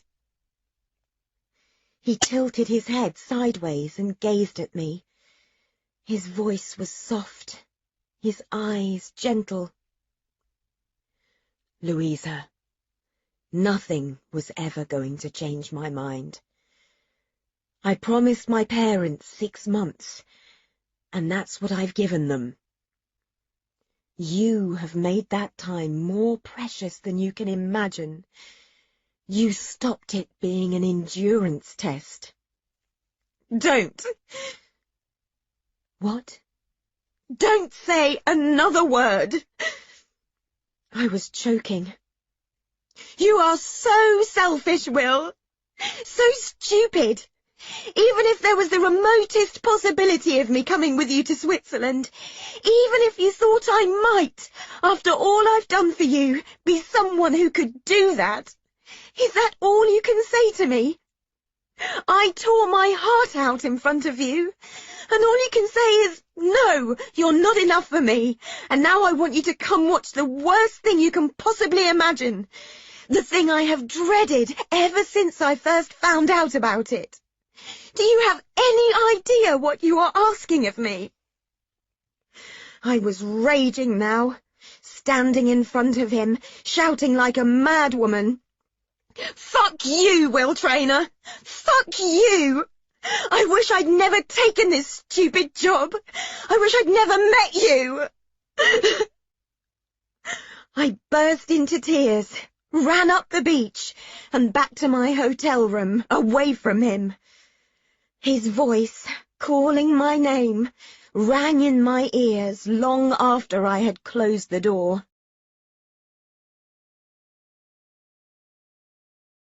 Chapter 24. There is nothing more disconcerting to passers-by than to see a man in a wheelchair pleading with a woman who is meant to be looking after him.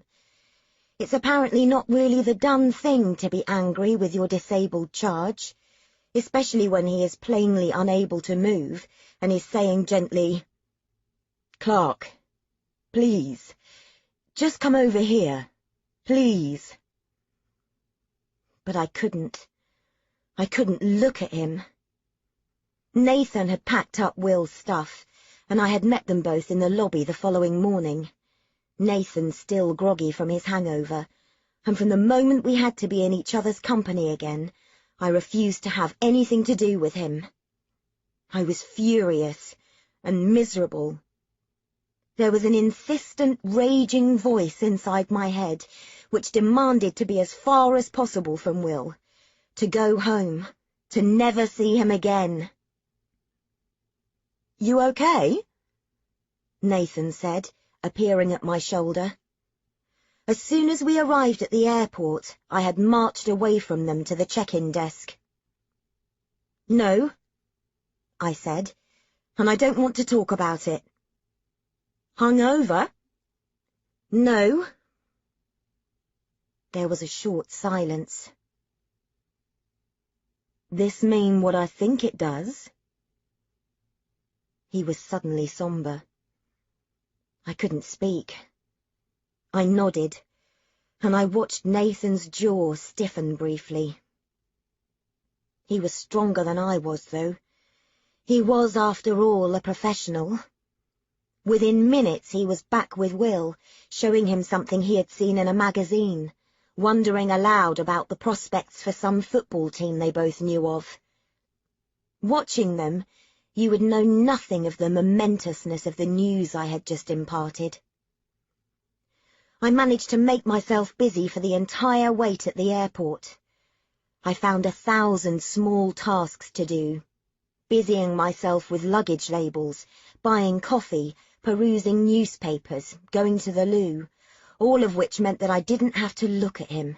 I didn't have to talk to him. But every now and then Nathan would disappear and we were left alone, sitting beside each other, the short distance between us jangling with unspoken recriminations.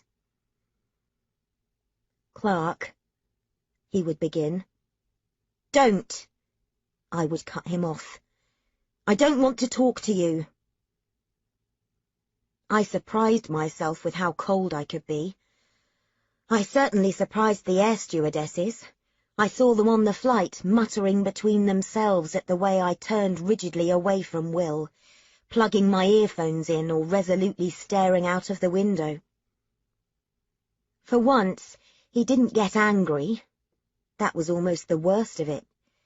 He didn't get angry, and he didn't get sarcastic, and he simply grew quieter until he barely spoke. It was left to poor Nathan to bounce the conversation along, to ask questions about tea or coffee or spare packets of dry-roasted peanuts, or whether anyone minded if he climbed past us to go to the loo. It probably sounds childish now, but it was not just a matter of pride. I couldn't bear it. I couldn't bear the thought that I would lose him, that he was so stubborn and determined not to see what was good, what could be good, that he would not change his mind. I couldn't believe that he would stick to that one date as if it were cast in stone. A million silent arguments rattled around my head. Why is this not enough for you?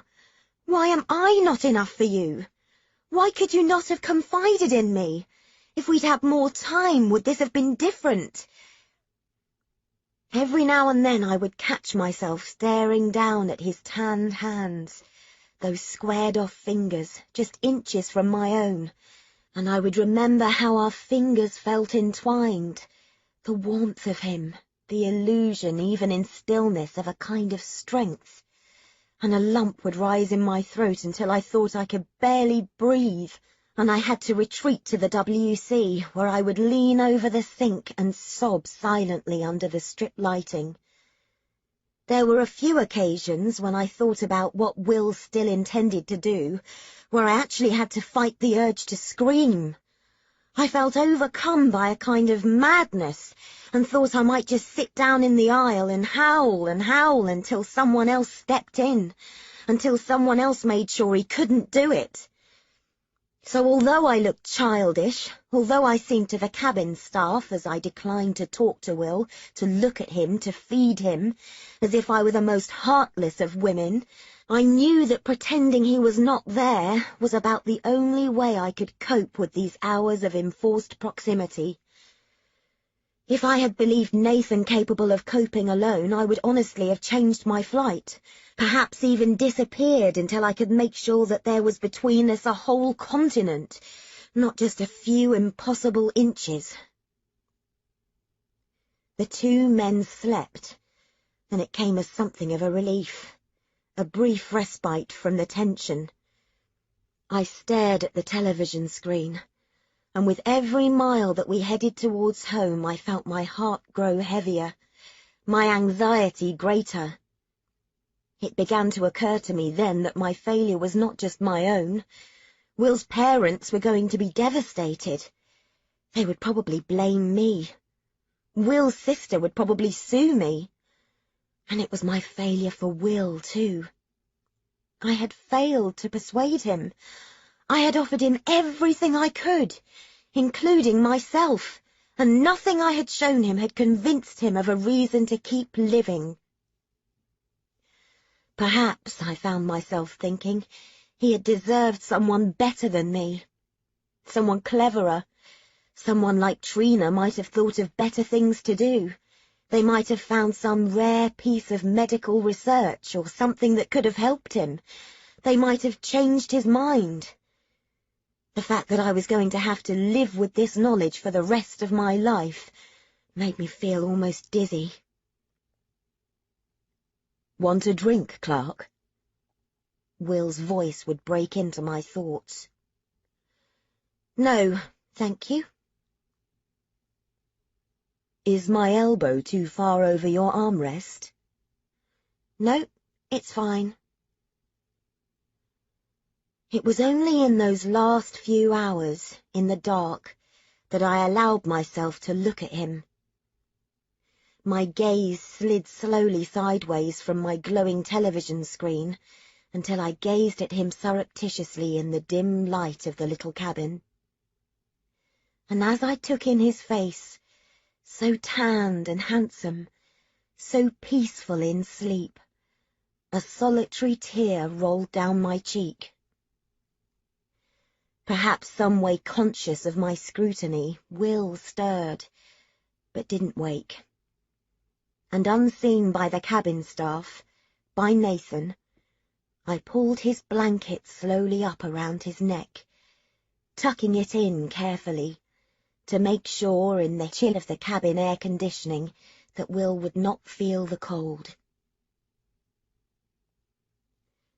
They were waiting at the arrivals gate. I had somehow known they would be.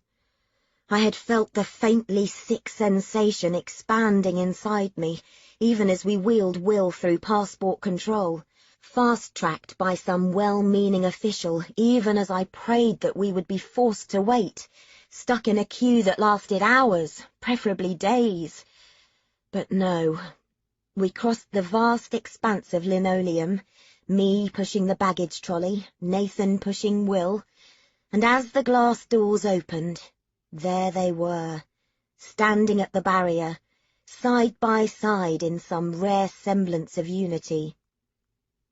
I saw Mrs. Trainor's face briefly light up as she saw Will, and I thought absently, of course, he looks so well. And to my shame, I put on my sunglasses. Not to hide my exhaustion, but so that she wouldn't immediately see from my naked expression what it was I was going to have to tell her. "Look at you!" she was exclaiming. "Will, you look wonderful! Really wonderful!" Will's father had stooped, was patting his son's chair, his knee, his face wreathed in smiles. "We couldn't believe it when Nathan told us you were down on the beach every day. And swimming! What was the water like then? Lovely and warm? It's been raining cats and dogs here. Typical August." Of course. Nathan would have been texting them or calling them, as if they would have let us go all that time without some kind of contact. It was a pretty amazing place," said Nathan. He had grown quiet too, but now tried to smile, to seem his normal self. I felt frozen, my hand clutching my passport like I was about to go somewhere else. I had to remind myself to breathe. "Well, we thought you might like a special dinner," Will's father said. "There's a jolly nice restaurant at the Intercontinental. Champagne on us. What do you think? Your mother and I thought it might be a nice treat." "Sure," said Will. He was smiling at his mother, and she was looking back at him as if she wanted to bottle it. "How can you?" I wanted to yell at him. "How can you look at her like that, when you already know what you are going to do to her?" "Come on, then. I've got the car in disabled parking. It's only a short ride from here. I was pretty sure you'd all be a bit jet-lagged. Nathan, do you want me to take any of those bags?" My voice broke into the conversation. "Actually," I said. I was already pulling my luggage from the trolley. "I think I'm going to head off. Thank you anyway." I was focused on my bag, deliberately not looking at them. But even above the hubbub of the airport, I could detect the brief silence my words provoked. Mr. Trainer's voice was the first to break it. "Come on, Louisa. Let's have a little celebration. We want to hear all about your adventures. I want to know all about the island. And I promise you, you don't have to tell us everything." He almost chuckled.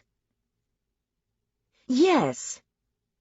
Mrs. Trainer's voice had a faint edge to it. "Do come, Louisa."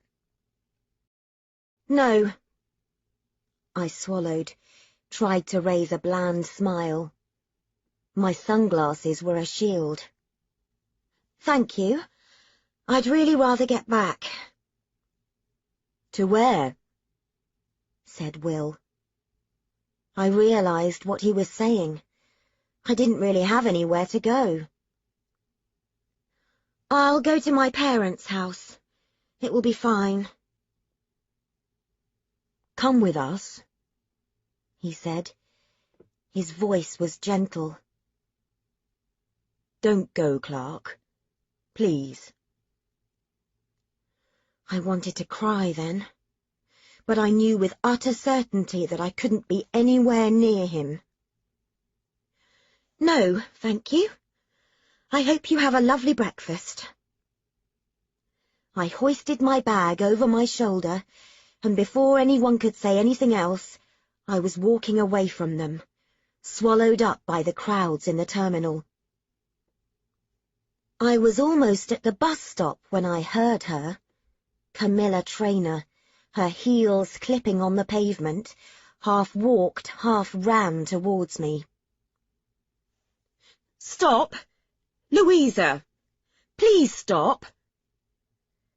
I turned, and she was forcing her way through a coach party, casting the backpacking teenagers aside like Moses parting the waves.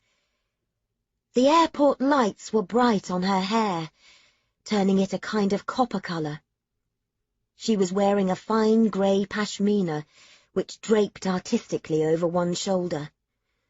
I remember thinking absently how beautiful she must have been only a few years earlier. "Please, please stop." I stopped, glancing behind me at the road, wishing the bus would appear now, that it would scoop me up and take me away, that anything would happen, a small earthquake, maybe. "Louisa?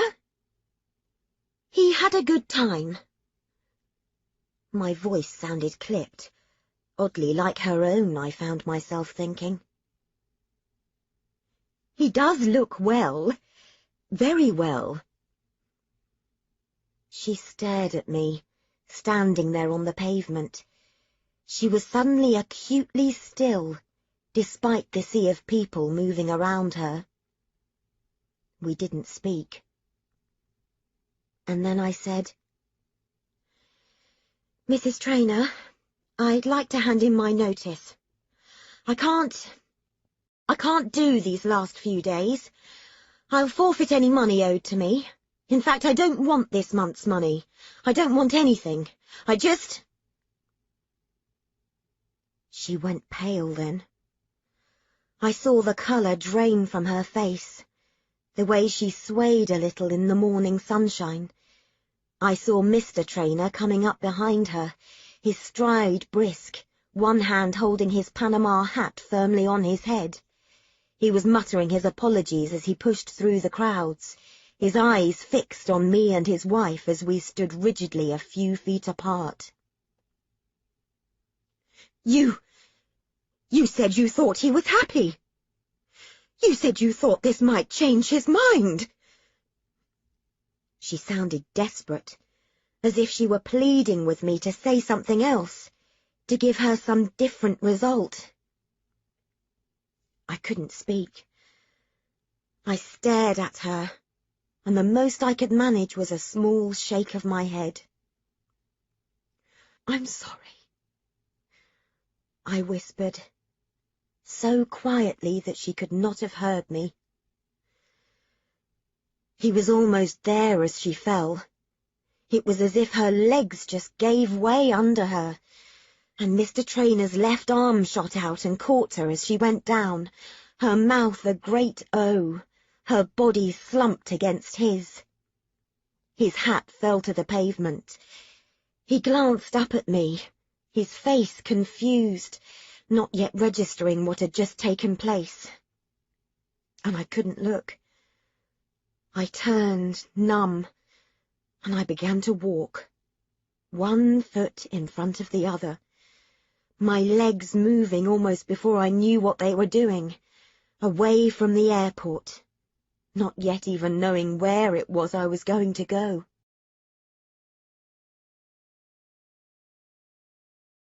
Chapter 25. Katrina. Louisa didn't come out of her room for a whole 36 hours after she got back from her holiday. She arrived back from the airport late evening on the Sunday, pale as a ghost under her suntan, and we couldn't work that out for a start. She had definitely said she'd see us first thing Monday morning. "I just need to sleep," she had said, then shut herself in her room and gone straight to bed. We had thought it a little odd, but what did we know? Lou has been peculiar since birth, after all. Mum had taken up a mug of tea in the morning, and Lou had not stirred. By supper, Mum had become worried and shaken her, checking she was alive. She can be a bit melodramatic, Mum, although, to be fair, she had made fish pie and she probably just wanted to make sure Lou wasn't going to miss it. But Lou wouldn't eat, and she wouldn't talk, and she wouldn't come downstairs. "I just want to stay here for a bit, Mum," she said into her pillow. Finally, Mum left her alone. "She's not herself," said Mum. "Do you think it's some kind of delayed reaction to the thing with Patrick?" "She couldn't give his stuff about Patrick," Dad said. "I told her he rang to tell us he had come 157th in the Viking thing, and she couldn't have looked less interested." He sipped his tea. "Mind you, to be fair on her, even I found it pretty hard to get excited about 157th. Oh, do you think she's ill? She's awful pale under that tan, and all that sleeping, it's just not like her. She might have some terrible tropical disease." "She's just jet-lagged," I said. I said it with some authority, knowing that Mum and Dad tended to treat me as an expert on all sorts of matters that none of us really knew anything about. "Jet-lag? Well, if that's what long-haul travel does to you, I think I'll stick with Tembe. What do you think, Josie, love?" "Oh, I don't know. Who would have thought a holiday could make you look so ill?" Mum shook her head. I went upstairs after supper. I didn't knock. It was still, strictly speaking, my room, after all. The air was thick and stale, and I pulled the blind up and opened a window so that Lou turned groggily from under the duvet, shielding her eyes from the light, dust motes swirling around her. "You going to tell me what happened?" I put a mug of tea on the bedside table. She blinked at me. "Mum thinks you've got Ebola virus. She's busy warning all the neighbours who have booked onto the bingo club trip to Portaventura." She didn't say anything. Lou? I quit, she said quietly. Why? Why do you think? She pushed herself upright and reached clumsily for the mug, taking a long sip of tea. For someone who had just spent almost 2 weeks in Mauritius, she looked bloody awful. Her eyes were tiny and red-rimmed, and her skin, without the tan, would have looked even blotchier. Her hair stuck up on one side. She looked like she'd been awake for several years, but most of all she looked sad. I'd never seen my sister look so sad. You think he's really going to go through with it? She nodded, then she swallowed hard. Shit. Oh, Lou, I'm really sorry. I motioned to her to shove over, and I climbed into bed beside her. She took another sip of her tea, and then leant her head on my shoulder. She was wearing my T-shirt. I didn't say anything about it. That was how bad I felt for her. What do I do, Trine? Her voice was small, like Thomas's, when he hurts himself and is trying to be really brave. Outside we could hear next door's dog running up and down alongside the garden fence, chasing the neighbourhood cats. Every now and then we could hear a burst of manic barking. Its head would be popping up over the top right now, its eyes bulging with frustration. I'm not sure there's anything you can do. Oh, God, all that stuff you fixed up for him, all that effort. I told him I loved him, she said, her voice dropping to a whisper. And he just said it wasn't enough. Her eyes were wide and bleak. How am I supposed to live with that? I am the one in the family who knows everything. I read more than anyone else. I go to university. I am the one who is supposed to have all the answers. But I looked at my big sister, and I shook my head. I haven't got a clue, I said. She finally emerged the following day, showered and wearing clean clothes, and I told Mum and Dad not to say a word. I implied it was boyfriend trouble, and Dad raised his eyebrows and made a face as if that explained everything, and God only knew what we had been working ourselves into such a fuss over. Mum ran off to ring the bingo club and tell them she'd had second thoughts about the risks of air travel. Lou ate a piece of toast. She didn't want lunch. And she put on a big floppy sun hat, and we walked up to the castle with Thomas to feed the ducks. I don't think she really wanted to go out, but Mum insisted that we all needed some fresh air. This, in my mother's vocabulary, meant she was itching to get into the bedroom and air it and change the bedding. Thomas skipped and hopped ahead of us, clutching a plastic bag full of crusts, and we negotiated the meandering tourists with an ease born of years of practice, ducking out of the way of swinging backpacks, separating around posing couples and rejoining on the other side. The castle baked in the high heat of summer, the ground cracked and the grass wispy, like the last hairs on the head of a balding man. The flowers in the tubs looked defeated, as if they were already half preparing for autumn. Lou and I didn't say much. What was there to say? As we walked past the tourist car park, I saw her glance under her brim at the trainer's house. It stood elegant and red brick, its tall, blank windows disguising whatever life-changing drama was being played out in there, perhaps even at this moment. You could go and talk to him, you know, I said. I'll wait here for you. She looked at the ground, folded her arms across her chest, and we kept walking. There's no point, she said. I knew the other bit, the bit she didn't say aloud. He's probably not even there. We did a slow circuit of the castle, watching Thomas roll down the steep parts of the hill, feeding the ducks that by this stage in the season were so well stuffed they could barely be bothered to come over for mere bread. I watched my sister as we walked, seeing her brown back exposed by her halter neck top, her stooped shoulders, and I realized that even if she didn't know it yet, everything had changed for her. She wouldn't stay here now, no matter what happened with Will Trainer. She had an air about her, a new air of knowledge, of things seen, places she had been. My sister finally had new horizons.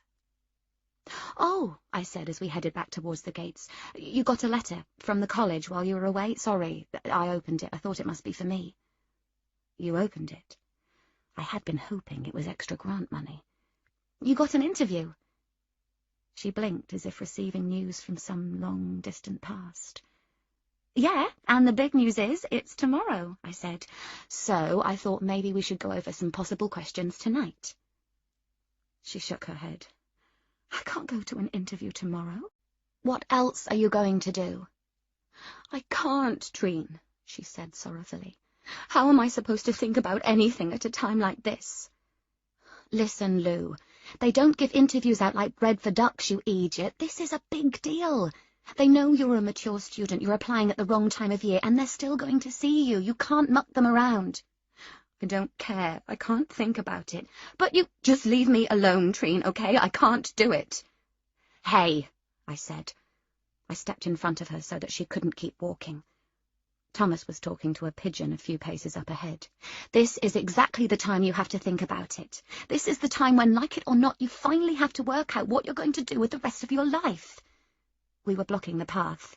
Now the tourists had to separate to walk around us. They did so, heads down, or eyeing with mild curiosity the arguing sisters. "I can't." "Well, tough, because in case you forgot, you have no job anymore. No Patrick to pick up the pieces. And if you miss this interview, then in 2 days' time you are headed back down the job centre to decide whether you want to be a chicken processor or a lap dancer or wipe some other person's bum for a living. And believe it or not, because you are now headed for 30, that's your life pretty well mapped out. And all of this, everything you've learned over the past 6 months, will have been a waste of time, all of it." She stared at me, wearing that look of mute fury she wears when she knows I am right and she can't say anything back. Thomas appeared beside us now and pulled at my hand. "Mum, you said bum." My sister was still glaring at me, but I could see her thinking. I turned to my son. "No, sweetheart, I said bun. We're going to go home for tea now, aren't we, Lou, and see if we can have some buns. And then, while Granny gives you a bath, I'm going to help Auntie Lou do her homework." I went to the library the next day, and Mum looked after Thomas, so I saw Lou off on the bus and knew I wouldn't see her again till tea time. I didn't hold out a lot of hope for the interview, but from the moment I left her, I didn't actually give her another thought. It might sound a bit selfish, but I don't like getting behind with my coursework, and it was a bit of a relief to have a break from Lou's misery. Being around someone that depressed is a bit of a drain. You might feel sorry for them, but you can't help wanting to tell them to pull themselves together, too. I shoved my family and my sister, the epic mess she had got herself into a mental file, shut the drawer, and focused my attention on VAT exemptions. I got the second highest marks in my year for Accountancy 1, and there was no way on earth I was dropping back just because of the vagaries of HMRC's flat rate system. I got home around 5:45, put my files on the hall chair, and they were all lurking around the kitchen table already, while Mum began to serve up. Thomas jumped on me, winding his legs around my waist, and I kissed him, breathing in his lovely yeasty little boy smell. Sit down, Mum said. Dad's only just in." "How'd you get on with your books?" Dad said, hanging his jacket on the back of the chair. He always referred to them as my books, like they had a life of their own and had to be wrangled into order. "Good, thanks. I'm 3/4 of the way through my Accountancy 2 module, and then tomorrow I'm on Corporate Law." I peeled Thomas from me and put him down on the chair next to me, one hand resting in his soft hair. "Hear that, Josie? Corporate Law." Dad stole a potato from the dish and stuffed it into his mouth before Mum could see. He said it like he relished the sound of it. I suppose he probably did. We chatted for a bit about the kinds of things my module involved. Then we talked about Dad's job, mostly about how the tourists broke everything. You wouldn't believe the maintenance, apparently. Even the wooden posts at the car park gateway needed replacing every few weeks because the Egypts couldn't drive a car through a 12-foot gap. Personally, I would have put a surcharge on the ticket price to cover it, but that's just me. Mum finished serving up and finally sat down. Thomas ate with his fingers while he thought nobody noticed, and said bum under his breath with a secret smile, and Grandad ate with his gaze tilted upwards, as if he were actually thinking about something else entirely. I glanced over at Lou. She was gazing at her plate, pushing the roast chicken around as if trying to disguise it.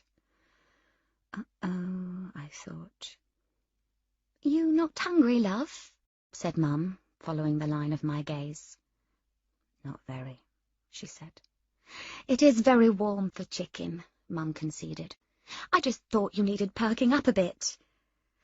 "So, you going to tell us how you got on at this interview?" Dad's fork stopped halfway to his mouth. "Oh, that." She looked distracted, as if he had just dredged up something she did 5 years ago. "Yes, that." She speared a tiny piece of chicken. It was okay. Dad glanced at me. I gave a tiny shrug. "Just okay? They must have given you some idea how you did." "I got it." "What?" She was still looking down at her plate. I stopped chewing. "They said I was exactly the kind of applicant they were looking for. I've got to do some kind of foundation course, which takes a year, and then I can convert it." Dad sat back in his chair. "Well, that's fantastic news!" Mum reached over and patted her shoulder. "Oh, well done, love. That's brilliant." "Not really.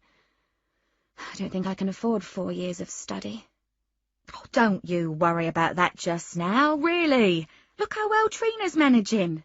Hey," he nudged her, "we'll find a way. We always find a way, don't we?" Dad beamed at us both. "I think everything's turning around for us now, girls. I think this is going to be a good time for this family." And then, out of nowhere, she burst into tears. Real tears. She cried like Thomas cries, wailing, all snot and tears and not caring who hears, her sobs breaking through the silence of the little room like a knife. Thomas stared at her, open-mouthed, so that I had to haul him onto my lap and distract him so that he didn't get upset too. And while I fiddled with bits of potato and talking peas and made silly voices, she told them. She told them everything, about Will and the 6-month contract, and what had happened when they went to Mauritius. As she spoke, Mum's hands went to her mouth. Grandad looked solemn. The chicken grew cold, the gravy congealing in its boat. Dad shook his head in disbelief. And then, as my sister detailed her flight home from the Indian Ocean, her voice dropping to a whisper as she spoke of her last words to Mrs. Traynor, he pushed his chair back and stood up. He walked slowly around the table, and he took her in his arms, like he had when we were little. He stood there and held her really, really tightly to him. "Oh, Jesus Christ, the poor fella. And poor you. Oh, Jesus." I'm not sure I ever saw Dad look so shocked. "What a bloody mess." "You went through all this without saying anything, and all we got was a postcard about scuba diving." My mother was incredulous. "But we thought you were having the holiday of a lifetime." "I wasn't alone. Trina knew," she said, looking at me. "Trina was great."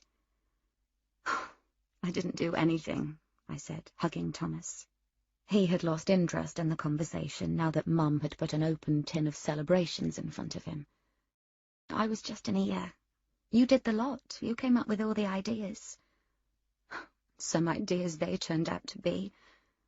She leant against Dad, sounding bereft. Dad tilted her chin so that she had to look at him. "But you did everything you could." "And I failed." "Who says you failed?" Dad stroked her hair back from her face. His face was tender. "I'm just thinking of what I know about Will Traynor, what I know about men like him, and I'll say one thing to you. I'm not sure anyone in the world was ever going to persuade that man once he'd set his mind to something. He's who he is. You can't make people change who they are." "But his parents, they can't let him kill himself," said Mum. "What kind of people are they?" They're normal people, Mum. Mrs. Traynor just doesn't know what else she can do. Well, not bloody taking him to this clinic would be a start. Mum was angry. 2 points of colour had risen to her cheekbones. I would fight for you two, for Thomas, until my dying breath. Even if he'd already tried to kill himself, I said, in really grim ways. He's ill, Katrina. He's depressed. People who are vulnerable should not be given the chance to do something that they'll... She tailed off in mute fury and dabbed at her eyes with a napkin. That woman must be heartless, heartless. And to think they got Louisa involved in all this. She's a magistrate, for goodness sake. You think a magistrate would know what was right or wrong? Of all people, I've a good mind to head down there now and bring him back here. It's complicated, Mum. No, it's not. He's vulnerable, and there is no way on earth she should entertain the thought of it. I'm shocked. That poor man, that poor man. She got up from the table, taking the remains of the chicken with her, and stalked out to the kitchen. Louisa watched her go, her expression a little stunned. Mum was never angry. I think the last time we heard her raise a voice was 1993. Dad shook his head, his mind apparently elsewhere. I've just thought, no wonder I hadn't seen Mr. Traynor. I wondered where he was. I assumed they were all off on some family holiday. They've gone. Well, he's not been in these last 2 days. Lou sat back down and slumped in her chair. Oh, shit, I said, and then clamped my hands around Thomas's ears. It's tomorrow. Lou looked at me, and I glanced up at the calendar on the wall.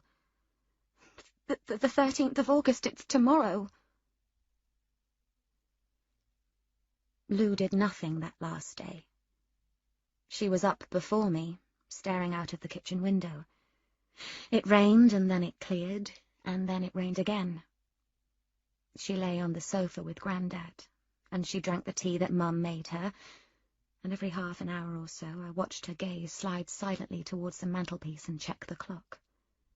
It was awful to watch. I took Thomas swimming, and I tried to make her come with us. I said Mum would mind him if she wanted to go to the shops with me later. I said I'd take her to the pub, just the two of us, but she refused every offer. What if I made a mistake, Katrine? She said, so quietly that only I could hear it. I glanced up at Grandad, but he had eyes only for the racing. I think Dad was still putting on a sneaky bet each way for him, even though he denied it to Mum. What do you mean? What if I should have gone with him? But you said you couldn't. Outside the skies were grey. She stared through our immaculate windows at the miserable day beyond. I know what I said, but I just can't bear not knowing what's happening. Her face crumpled a little. I can't bear not knowing how he's feeling. I can't bear the fact that I never even got to say goodbye. Couldn't you go now? Maybe try and get a flight? It's too late, she said. And then she closed her eyes. I'd never get there in time. There's only 2 hours left until it stops for the day. I looked it up on the internet. I waited. They don't do it after 5:30. She shook her head in bemusement. Something to do with the Swiss officials who have to be there. They don't like certifying things outside office hours. I almost laughed, but I didn't know what to say to her. I couldn't imagine having to wait as she was waiting, knowing what might be happening in some far-off place. I had never loved a man like she seemed to love Will. I had liked men, sure, and wanted to sleep with them, but sometimes I wondered if I was missing some sensitivity chip.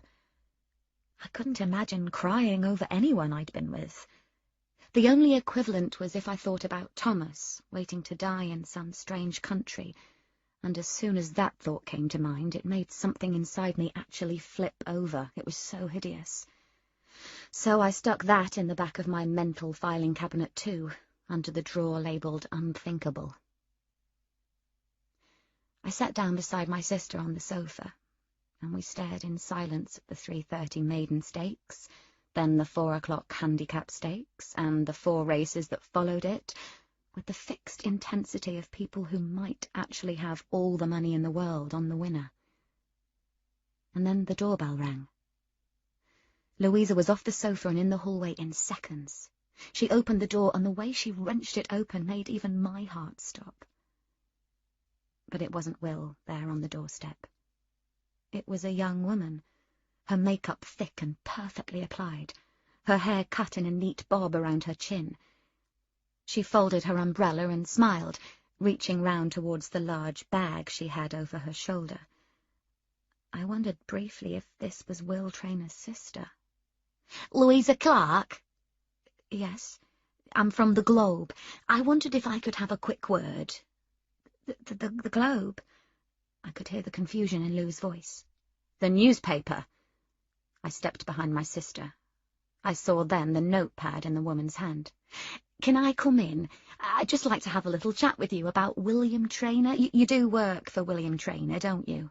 "No comment," I said, and before the woman had a chance to say anything else, I slammed the door in her face. My sister stood stunned in the hallway. She flinched as the doorbell rang again. "Don't answer it," I hissed. "But how—" I began to push her up the stairs. God, she was impossibly slow. It was like she was half asleep. "Grandad, don't answer the door," I yelled. "Who have you told?" I said when we reached the landing. "Someone must have told them. Who knows?" "Miss Clark," the woman's voice came through the letterbox, "if you just give me 10 minutes, we do understand this is a very sensitive issue. We'd like you to put your side of the story." Does this mean he's dead? Her eyes had filled with tears. "No, it just means some arse is trying to cash in." I thought for a minute. "Who was that, girls?" Mum's voice came up the stairwell. "No one, Mum. Just don't answer the door." I peered over the banister. Mum was holding a tea towel in her hands and gazing at the shadowy figure visible through the glass panels of the front door. "Don't answer the door?" I took my sister's elbow. "Lou, you didn't say anything to Patrick, did you?" She didn't need to say anything. Her stricken face said it all. "Okay, don't have a baby. Just don't go near the door. Don't answer the phone. Don't say a word to them, okay?" Mum was not amused. She was even less amused after the phone started ringing. After the 5th call, we put all calls through to the answer phone, but we still had to listen to them, their voices invading our little hallway. There were 4 or 5 of them, all the same, all offering Lou the chance to put her side of the story, as they called it, like Will Trainor was now some commodity that they were all scrabbling over. The telephone rang, and the doorbell rang. We sat with the curtains closed, listening to the reporters on the pavement just outside our gate, chatting to each other and speaking on their mobile phones. It was like being under siege. Mum wrung her hands and shouted through the letterbox for them to get the hell out of our front garden whenever one of them ventured past the gate.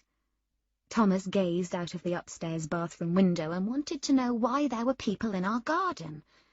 4 of our neighbours rang, wanting to know what was going on. Dad parked in Ivy Street and came home via the back garden, and we had a fairly serious talk about castles and boiling oil.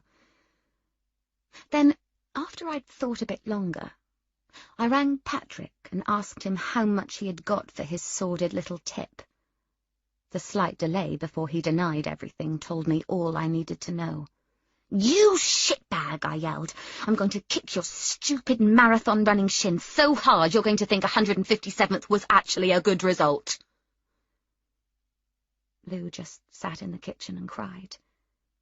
Not proper sobbing, just silent tears that ran down her face, and which she wiped away with the palm of her hand. I couldn't think what to say to her. Which was fine. I had plenty to say to everyone else. All but one of the reporters cleared off by 7:30. I didn't know if they had given up, or if Thomas's habit of posting bits of Lego out of the letterbox every time they passed another note through had become boring. I told Louisa to bath Thomas for me, mainly because I wanted her to get out of the kitchen, but also because that way I could go through all the messages on our answer phone and delete the newspaper ones while she couldn't hear me. 26. 26 of the buggers, and all sounding so nice, so understanding. Some of them even offered her money. I pressed delete on everyone, even those offering money, although I admit I was a teeny bit tempted to see how much they were offering. All the while I heard Lou talking to Thomas in the bathroom, the whine and splash of him dive-bombing his 6 inches of soap suds with the Batmobile. That's the thing you don't know about children unless you have them. Bath time, Lego, and fish fingers don't allow you to dwell on tragedy for too long. And then I hit the last message. Louisa, it's Camilla Traynor. Will you call me as soon as possible? I stared at the answer phone. I rewound and replayed it. Then I ran upstairs and whipped Thomas out of the bath so fast my boy didn't even know what hit him. He was standing there, the towel wrapped tightly around him like a compression bandage, and Lou, stumbling and confused, was already halfway down the stairs, me pushing her by the shoulder. But what if she hates me? She didn't sound like she hated you. But what if the press are surrounding them there? What if they think it's all my fault? Her eyes were wide and terrified. What if she's ringing to tell me he's done it? Oh, for Christ's sake, Lou, for once in your life, just get a grip. You won't know anything unless you call. Call her, just call. You don't have a bloody choice. I ran back into the bathroom to set Thomas free. I shoved him into his pyjamas, told him that Granny had a biscuit for him if he ran to the kitchen super fast, and then I peered out of the bathroom door to peek at my sister on the phone down in the hallway. She was turned away from me, one hand smoothing the hair at the back of her head. She reached out a hand to steady herself. Yes, she was saying, I see. And then, okay. And after a pause, yes. She looked down at her feet for a good minute after she put the phone down. Well, I said. She looked up as if she'd only just seen me there, and shook her head. It was nothing about the newspapers, she said, her voice still numb with shock. She asked me, begged me, to come to Switzerland, and she's booked me onto the last flight out this evening.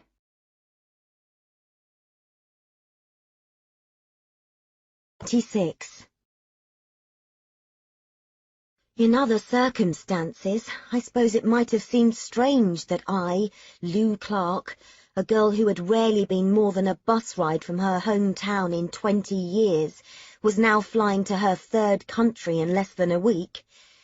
But I packed an overnight case with the swift efficiency of an air stewardess, rejecting all but the barest necessities. Trina ran around silently fetching any other things she thought I might need, and then we headed downstairs. We stopped halfway down. Mum and Dad were already in the hall, standing side by side in the ominous way they used to do when we sneaked back late from a night out. What's going on? Mum was staring at my case.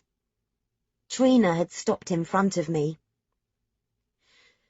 Lou's going to Switzerland, she said, and she needs to leave now. There's only one flight left today. We were about to move when Mum stepped forward. No. Her mouth was set into an unfamiliar line, her arms folded awkwardly in front of her. Really, I don't want you involved.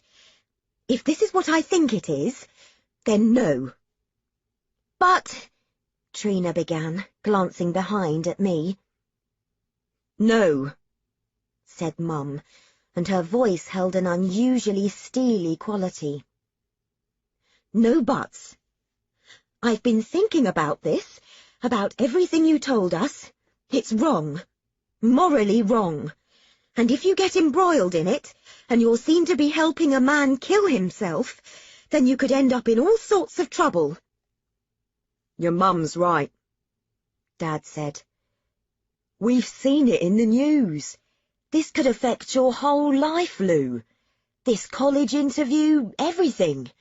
If you get a criminal record, you will never get a college degree or a good job or anything. He's asked for her to come. She can't just ignore him, Trina interrupted. Yes, she can. She's given 6 months of her life to this family, and a fat lot of good it's brought her, judging by the state of things.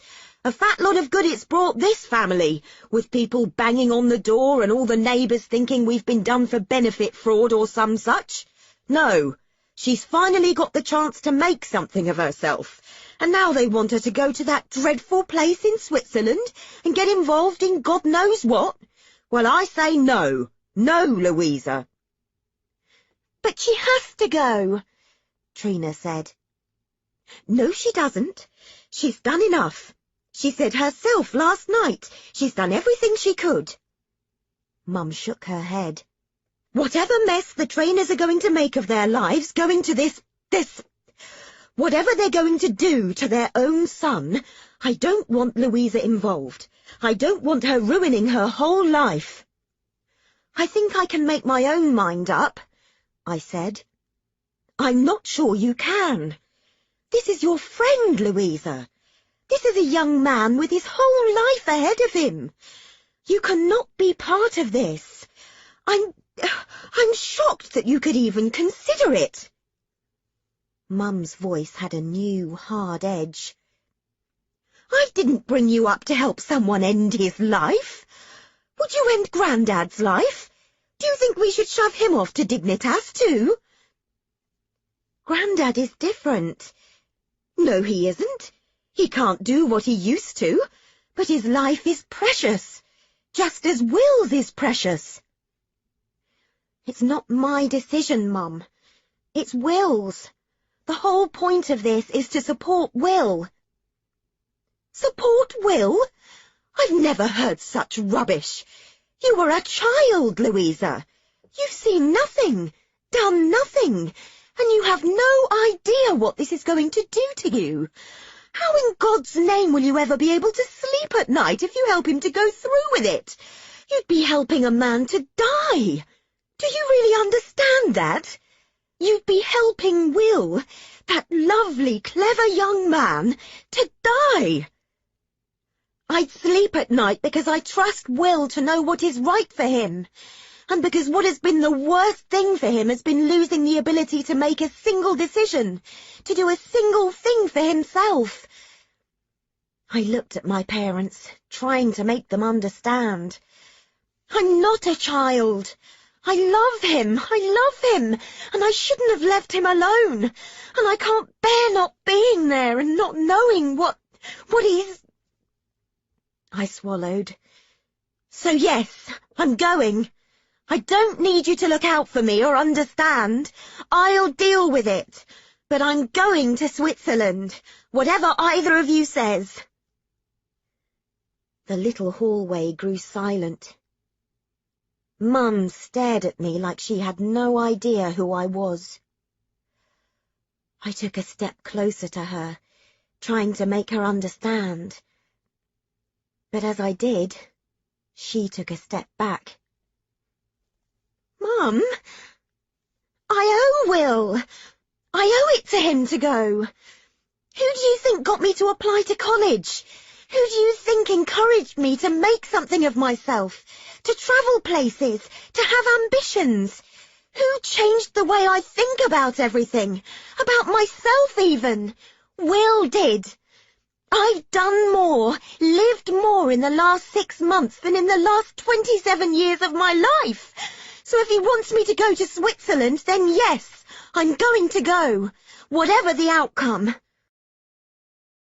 There was a brief silence. She's like Aunt Lily, Dad said quietly. We all stood, staring at each other. Dad and Trina were shooting glances at each other, as if each of them were waiting for the other to say something. But Mum broke the silence. If you go, Louisa, you needn't come back. The words fell out of her mouth like pebbles. I looked at my mother in shock. Her gaze was unyielding. It tensed as she watched for my reaction. It was as if a wall I had never known was there had sprung up between us. Mum? I mean it! This is no better than murder! Josie! That's the truth, Bernard! I can't be part of this! I remember thinking, as if at a distance, that I had never seen Katrina look so uncertain as she did now. I saw Dad's hand reach out to Mum's arm. Whether in reproach or comfort, I couldn't tell. My mind went briefly blank.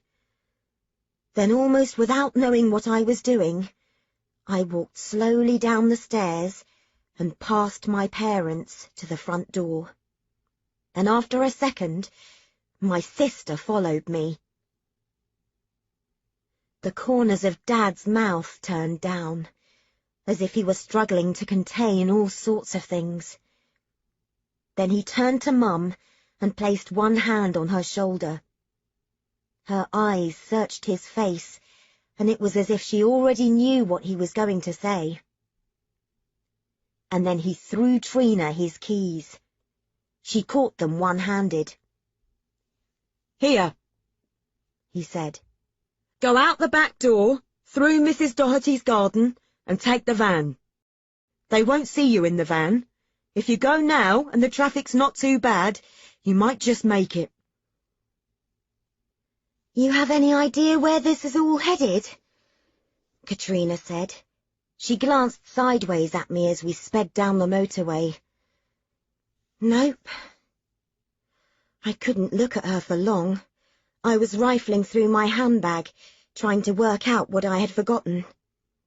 I kept hearing the sound of Mrs. Trainor's voice down the line. Louisa?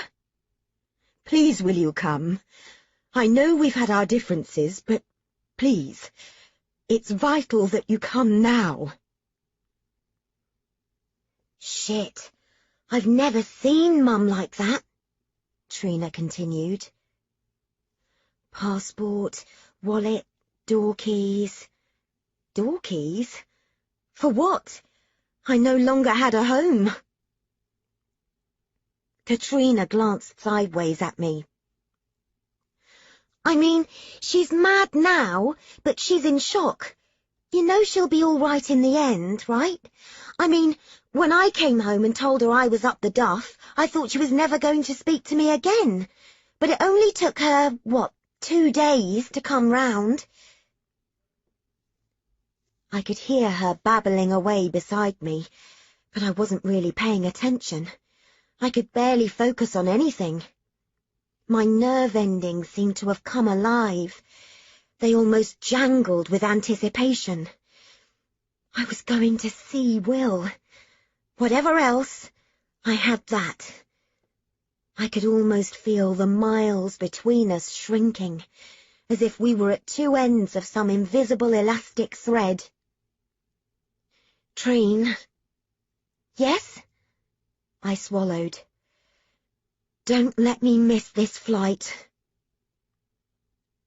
My sister is nothing if not determined. We queue-jumped, sped up the inside lane, broke the speed limit, and scanned the radio for the traffic reports. And finally, the airport came into view. She screeched to a halt, and I was halfway out of the car before I heard her. Hey! Lou! Sorry. I turned back and ran the few steps to her.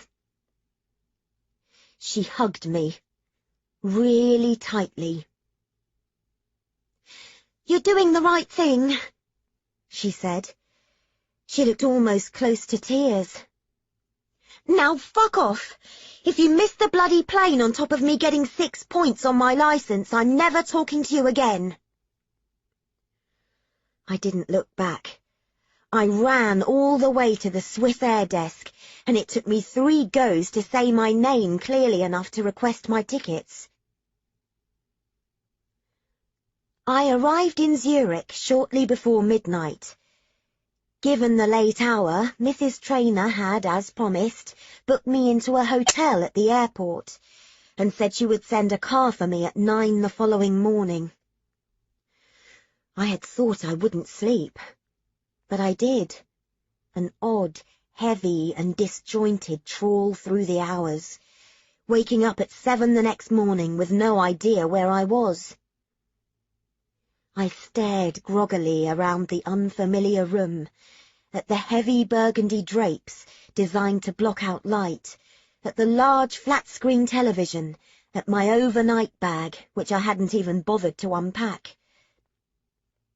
I checked the clock, which said it was shortly after 7 Swiss time, and as I realized where I was, I suddenly felt my stomach clench with fear.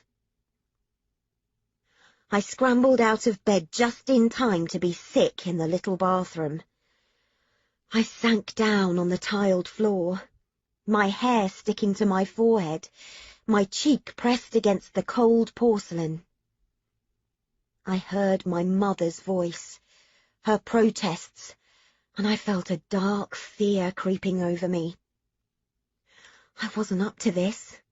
I didn't want to fail again. I didn't want to have to watch Will die. With an audible groan, I scrambled up to be sick again. I couldn't eat. I managed to swallow down a cup of black coffee and showered and dressed, and that took me to 8 a.m. I stared at the pale green dress I had thrown in last night and wondered if it was appropriate for where I was going. Would everyone wear black? Should I have worn something more vibrant and alive, like the red dress I knew Will liked? Why had Mrs. Traynor called me here? I checked my mobile phone, wondering whether I could call Katrina. It would be 7 in the morning there now, but she would probably be dressing Thomas, and the thought of talking to Mum was too much. I put on some makeup, and then sat down by the window, and the minutes ticked slowly past. I don't think I had ever felt lonelier in my life. When I couldn't bear being in the little room any longer, I threw the last of my things into my bag and left. I would buy a newspaper and wait in the lobby. It couldn't be worse than sitting in my room with the silence or the satellite news channel and the suffocating darkness of the curtains. It was as I was passing reception that I saw the computer terminal, discreetly placed in a corner. It was marked, "For use of guests. Please ask at reception." "Can I use this?" I said to the receptionist. She nodded, and I bought an hour's token. I knew suddenly very clearly who I wanted to speak to. I knew in my gut that he was one of the few people I could rely on to be online at this time. I logged onto the chat room and typed on the message board. "Richie, are you there?" "Morning, B. You're early today." I hesitated for just a moment before typing, "I am about to begin the strangest day of my life. I am in Switzerland." He knew what it meant. They all knew what it meant. The clinic had been the subject of many heated debates. I typed, "I'm frightened." "Then why are you there?" "Because I can't not be here. He asked me." "I'm in hotel, waiting to go see him." I hesitated, then typed, "I have no idea how this day is going to end." Oh, B. What do I say to him? How do I change his mind? There was a delay before he typed again. His words appeared on the screen more slowly than usual, as if he were taking great care. If he's in Switzerland, B, I'm not sure he's going to change his mind. I felt a huge lump in my throat and swallowed it. Richie was still typing. It's not my choice. It's not the choice of most of us on this board. I love my life, even if I wish it was different. But I understand why your friend might well have had enough. It's tiring leading this life, tiring in a way the AB can never truly understand.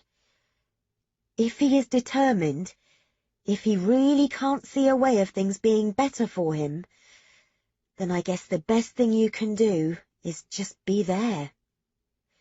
You don't have to think he's right, but you do have to be there. I realized I was holding my breath.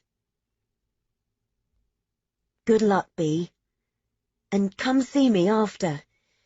Things may get a little bumpy for you afterwards. Either way, I could do with a friend like you. My fingers stilled on the keyboard. I typed, I will. And then the receptionist told me that my car had arrived outside. I don't know what I expected. Maybe some white building next to a lake or snow-capped mountains. Perhaps some medical-looking marble frontage with a gold-plated plaque on the wall.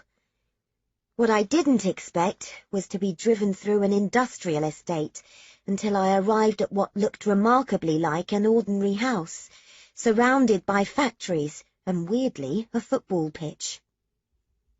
I walked across decking, past a goldfish pond, and then I was in. The woman who opened the door knew immediately who I was looking for.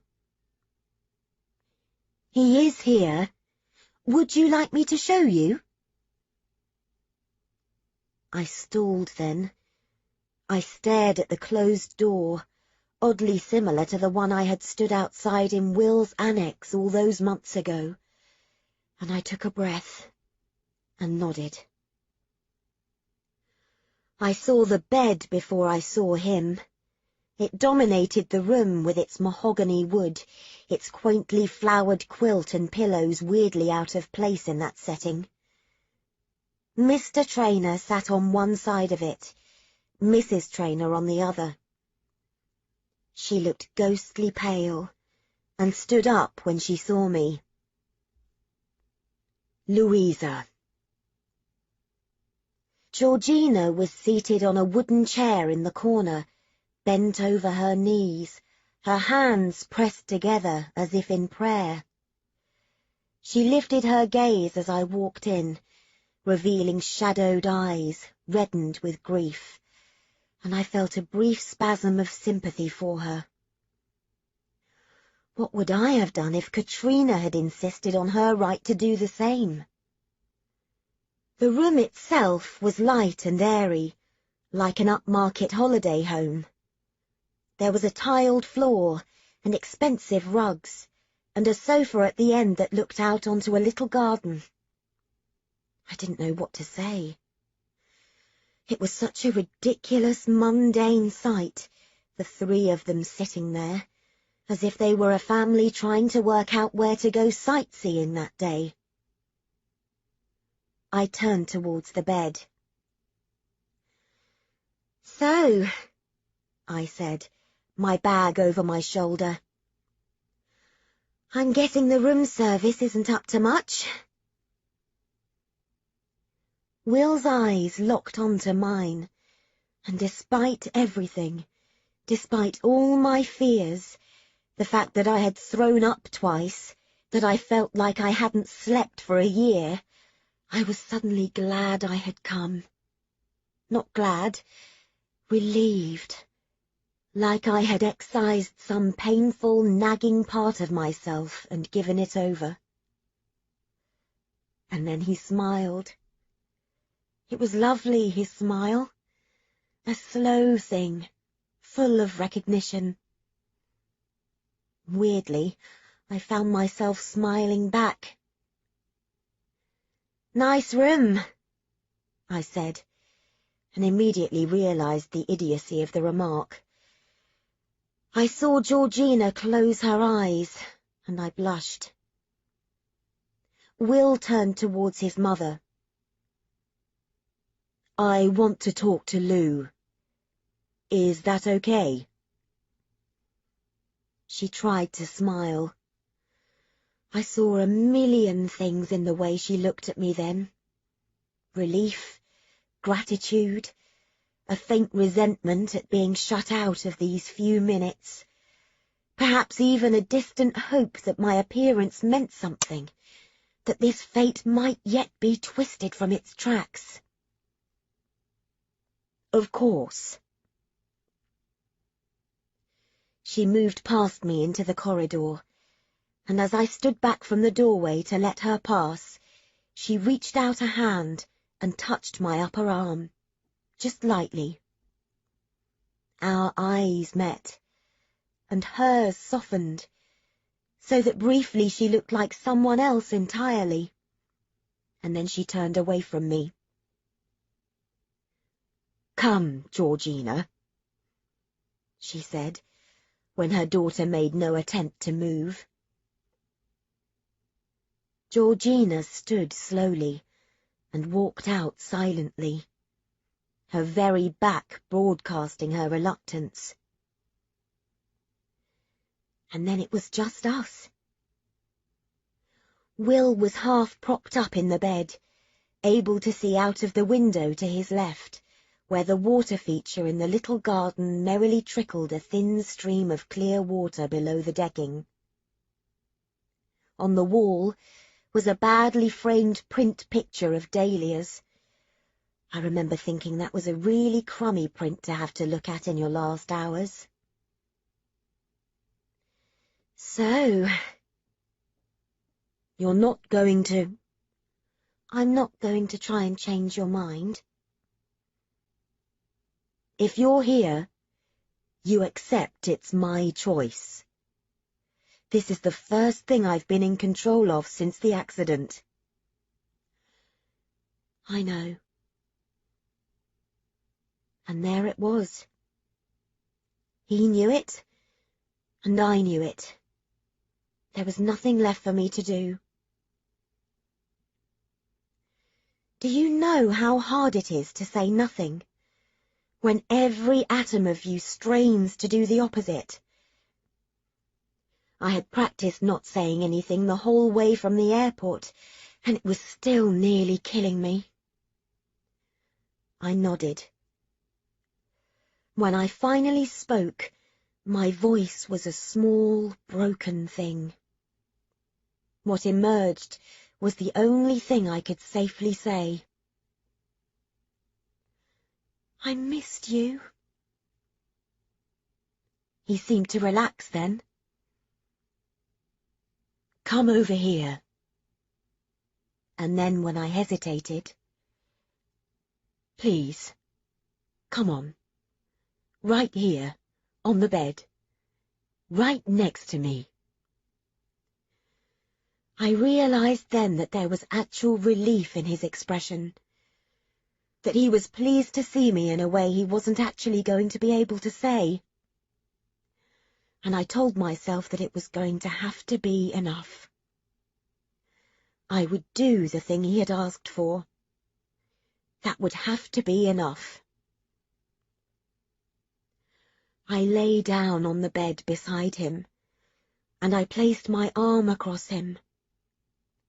I rested my head on his chest, letting my body absorb the gentle rise and fall of it. I could feel the faint pressure of Will's fingertips on my back, his warm breath in my hair. I closed my eyes, breathing in the scent of him, Still the same expensive cedar wood smell, despite the bland freshness of the room, the slightly disturbing scent of disinfectant underneath. I tried not to think of anything at all. I just tried to be, tried to absorb the man I loved through osmosis, tried to imprint what I had left of him on myself. I did not speak. And then I heard his voice. I was so close to him that when he spoke, it seemed to vibrate gently through me. "Hey, Clark," he said. "Tell me something good." I stared out of the window at the bright blue Swiss sky, and I told him a story of two people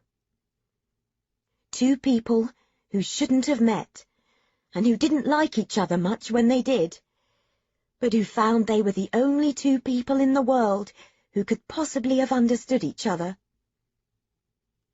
And I told him of the adventures they had, the places they had gone, and the things I had seen that I had never expected to.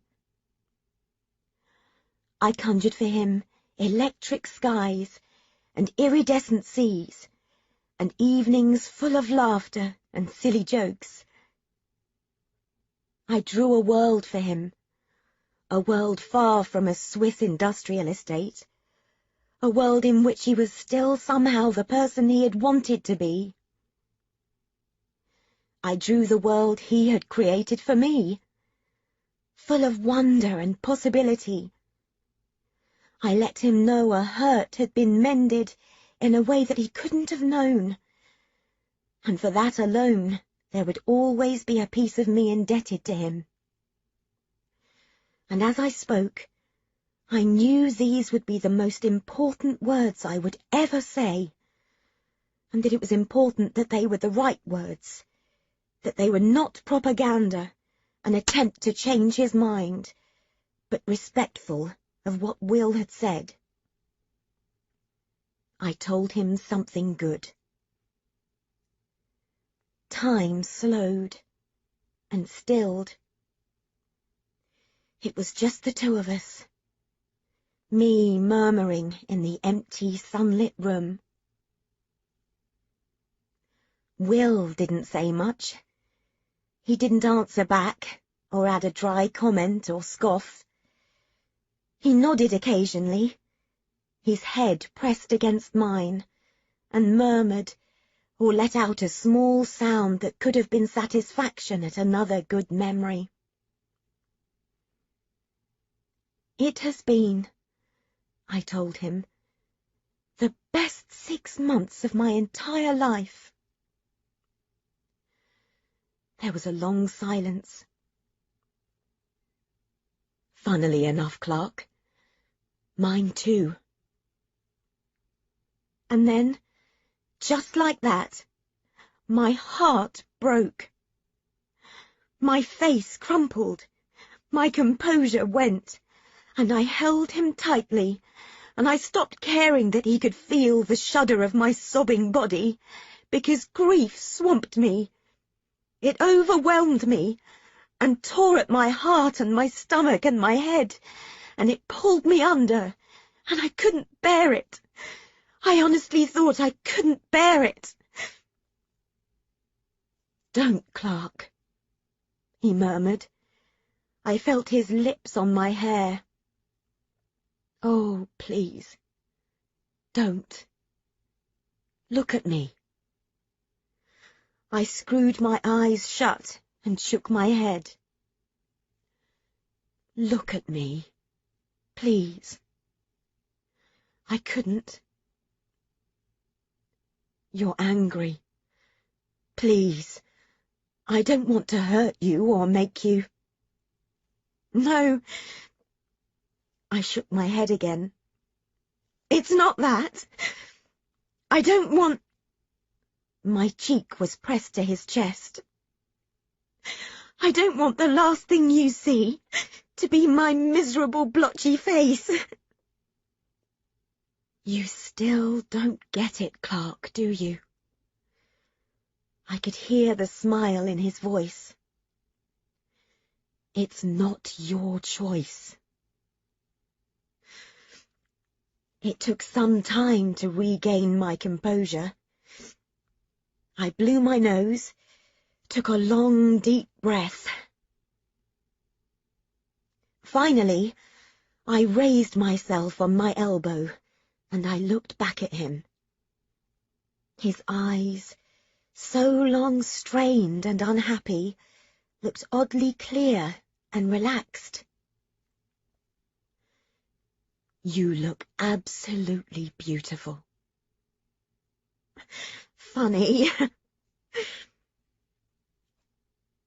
Come here, he said. Right up close to me. I lay down again, facing him. I saw the clock above the door and had a sudden sense of time running out. I took his arm and wrapped it tightly around me, threading my own arms and legs around him so that we were tightly entwined. I took his hand, the good one, and wrapped my fingers in his, kissing the knuckles as I felt him squeeze mine. His body was so familiar to me now. I knew it in a way I had never known Patrick's. Its strengths and vulnerabilities, its scars and scents. I placed my face so close to his that his features became indistinct, and I began to lose myself in them. I stroked his hair, his skin, his brow with my fingertips, tears sliding unchecked down my cheeks, my nose against his.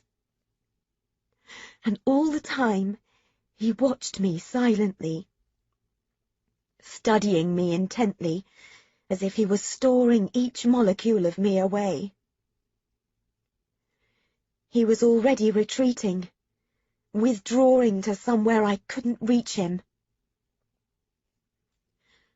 I kissed him, trying to bring him back. I kissed him and let my lips rest against his, so that our breath mingled, and the tears from my eyes became salt on his skin, and I told myself that somewhere tiny particles of him would become tiny particles of me, ingested, swallowed, alive, perpetual. I wanted to press every bit of me against him. I wanted to will something into him. I wanted to give him every bit of life I felt and force him to live. I realized I was afraid of living without him. How is it you have the right to destroy my life? I wanted to demand of him. But I'm not allowed a say in yours. But I had promised. So I held him. Will trainer, ex-city whiz kid, ex-stunt diver, sportsman, traveller, lover. I held him close and said nothing, all the while telling him silently that he was loved. Oh, but he was loved. I couldn't say how long we stayed like that. I was dimly aware of soft conversation outside, of the shuffle of shoes, a distant church bell ringing in some far-off place. Finally, I felt him loosen a great breath, almost a shudder, and he drew his head back just an inch so that we could see each other clearly. I blinked at him. He gave me a small smile, almost an apology. Clark, he said quietly. Can you call my parents in?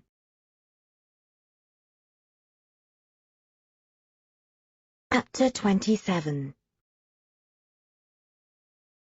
Crown Prosecution Service. For attention of Director of Public Prosecutions.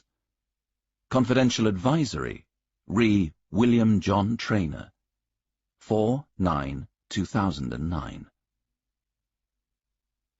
Detectives have now interviewed everyone involved in the above case, and I attach files containing all related documents accordingly. The subject at the centre of the investigation is Mr. William Trainer, a 35-year-old former partner in the firm Madingley Lewins, based in the City of London. Mr. Trainer suffered a spinal injury in a road accident in 2007 and had been diagnosed C5/6 quadriplegic, with very limited movement in one arm only, requiring 24-hour care. His medical history is attached.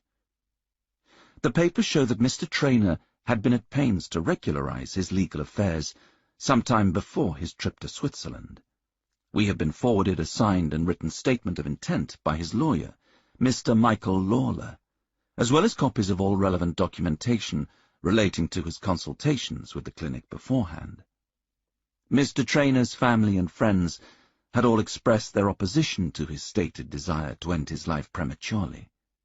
But given his medical history and previous attempts on his own life, detailed in his attached hospital records, his intellect and strength of character, they were apparently unable to dissuade him, even during an extended 6-month period which was negotiated with him specifically for this purpose. It will be noted that one of the beneficiaries of Mr. Trainer's will is his paid female carer, Miss Louisa Clark. Given the limited length of her association with Mr. Trainer, some questions may be asked about the extent of his generosity towards her, but all parties say they do not wish to contest Mr. Trainer's stated wishes, which are legally documented. She has been interviewed at length several times, and police are satisfied that she made every effort to deter Mr. Trainer from his intention. Please see her calendar of adventures included in the evidence. It should also be noted that Mrs. Camilla Trainer, his mother, who has been a respected JP for many years, has tendered her resignation in light of the publicity surrounding the case. It is understood that she and Mr. Trainer separated soon after their son's death. While the use of assisted suicide at foreign clinics is not something the CPS can be seen to encourage, judging by the evidence gathered, it is evident that the actions of Mr. Trainer's family and carers fall well within current guidelines, as laid out relating to assisted suicide and the possible prosecution of those close to the deceased. 1. Mr. Trainer was deemed competent and had a voluntary, clear, settled and informed wish to make such a decision. 2. There is no evidence of mental illness or of coercion on any part. 3. Mr. Trainer had indicated unequivocally that he wished to commit suicide. 4. Mr. Trainer's disability was severe and incurable. 5. The actions of those accompanying Mr. Trainer were of only minor assistance or influence. 6. The actions of those accompanying Mr. Trainer may be characterized as reluctant assistance in the face of a determined wish on the part of the victim. 7. All parties involved have offered every assistance to the police investigating this case. Given these facts as outlined, the previous good character of all parties, and the evidence enclosed, I would advise that it does not serve the public interest to pursue a prosecution in this case. I suggest that if and when any public statement is made to this effect, the Director of Public Prosecutions makes it clear that the Trainer case sets no kind of precedent, and that the CPS will continue to judge each case on its individual merits and circumstances. With best wishes, Sheila McKinnon, Crown Prosecution Service.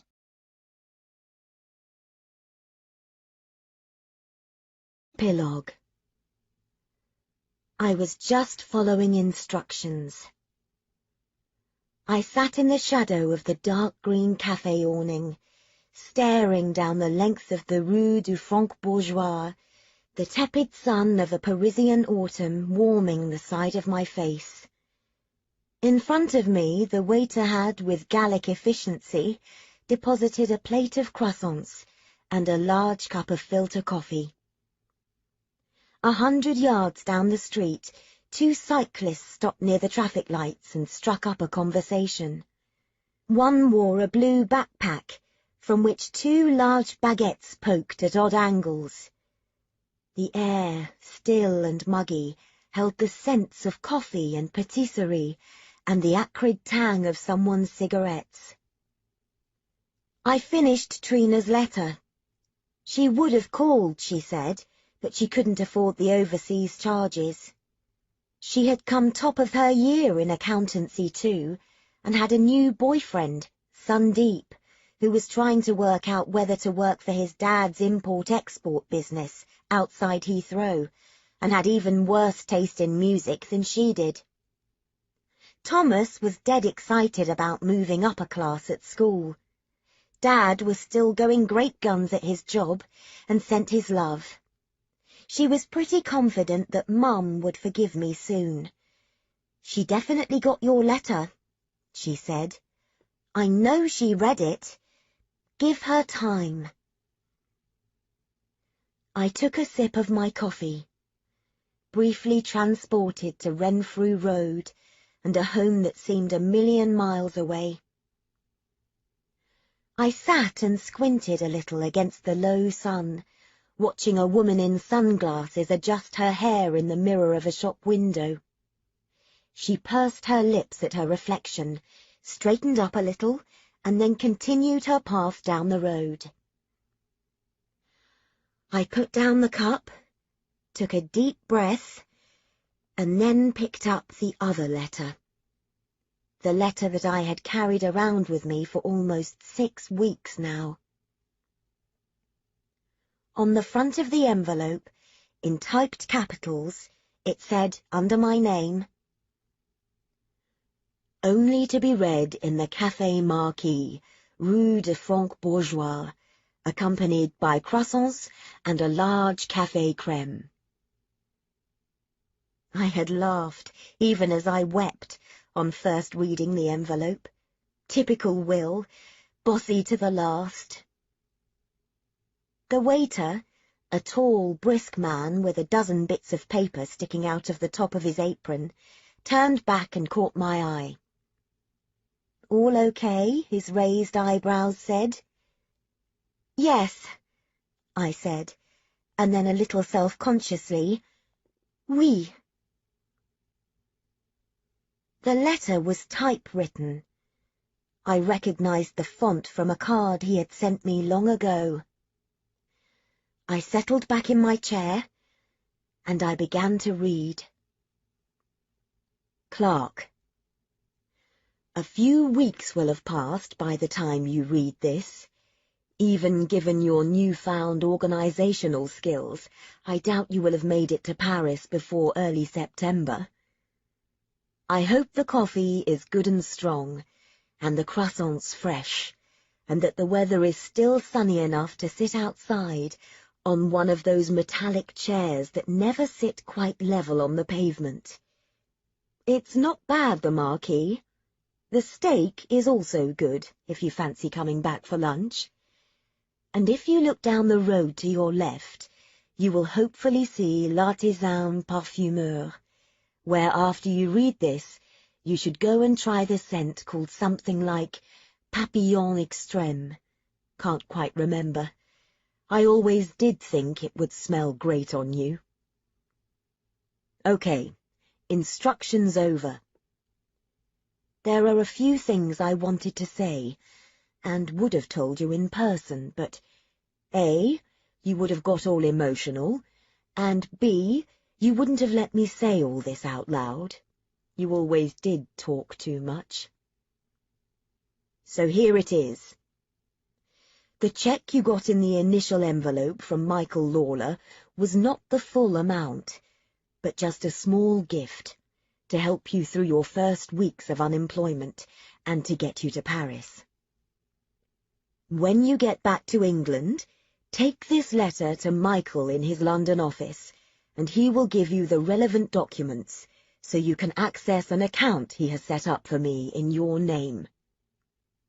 This account contains enough for you to buy somewhere nice to live and to pay for your degree course and your living expenses while you are in full-time education. My parents will have been told all about it. I hope that this, and Michael Lawler's legal work, will ensure there is as little fuss as possible. Clark, I can practically hear you starting to hyperventilate from here. Don't start panicking or trying to give it away. It's not enough for you to sit on your arse for the rest of your life, but it should buy you your freedom, both from that claustrophobic little town we both call home, and from the kind of choices you have so far felt you had to make. I'm not giving the money to you because I want you to feel wistful or indebted to me, or to feel that it's some kind of bloody memorial. I'm giving you this because there is not much that makes me happy anymore. But you do. I am conscious that knowing me has caused you pain and grief, and I hope that one day, when you are less angry with me and less upset, you will see not just that I could only have done the thing that I did, but also that this will help you live a really good life, a better life than if you hadn't met me. You're going to feel uncomfortable in your new world for a bit. It always does feel strange to be knocked out of your comfort zone, but I hope you will feel a bit exhilarated too. Your face when you came back from diving that time told me everything. There is a hunger in you, Clark, a fearlessness. You just buried it, like most people do. I'm not really telling you to jump off tall buildings, or swim with whales or anything, although I would secretly love to think you were, but to live boldly. Push yourself. Don't settle. Wear those stripy legs with pride. And if you insist on settling down with some ridiculous bloke, make sure some of this is squirreled away somewhere. Knowing you still have possibilities is a luxury. Knowing I might have given them to you has alleviated something for me. So this is it. You are scored on my heart, Clark. You were from the first day you walked in, with your ridiculous clothes and your bad jokes, and your complete inability to ever hide a single thing you felt. You changed my life, so much more than this money will ever change yours. Don't think of me too often. I don't want to think of you getting all maudlin. Just live well. Just live. Love, Will. A tear had plopped onto the rickety table in front of me. I wiped at my cheek with my palm and put the letter down on the table. It took me some minutes to see clearly again. "Another coffee?" said the waiter, who had reappeared in front of me. I blinked at him. He was younger than I had thought, and had dropped his faint air of haughtiness. Perhaps Parisian waiters were trained to be kind to weeping women in their cafes. "Maybe a cognac?" He glanced at the letter and smiled, with something resembling understanding. "No," I said, smiling back.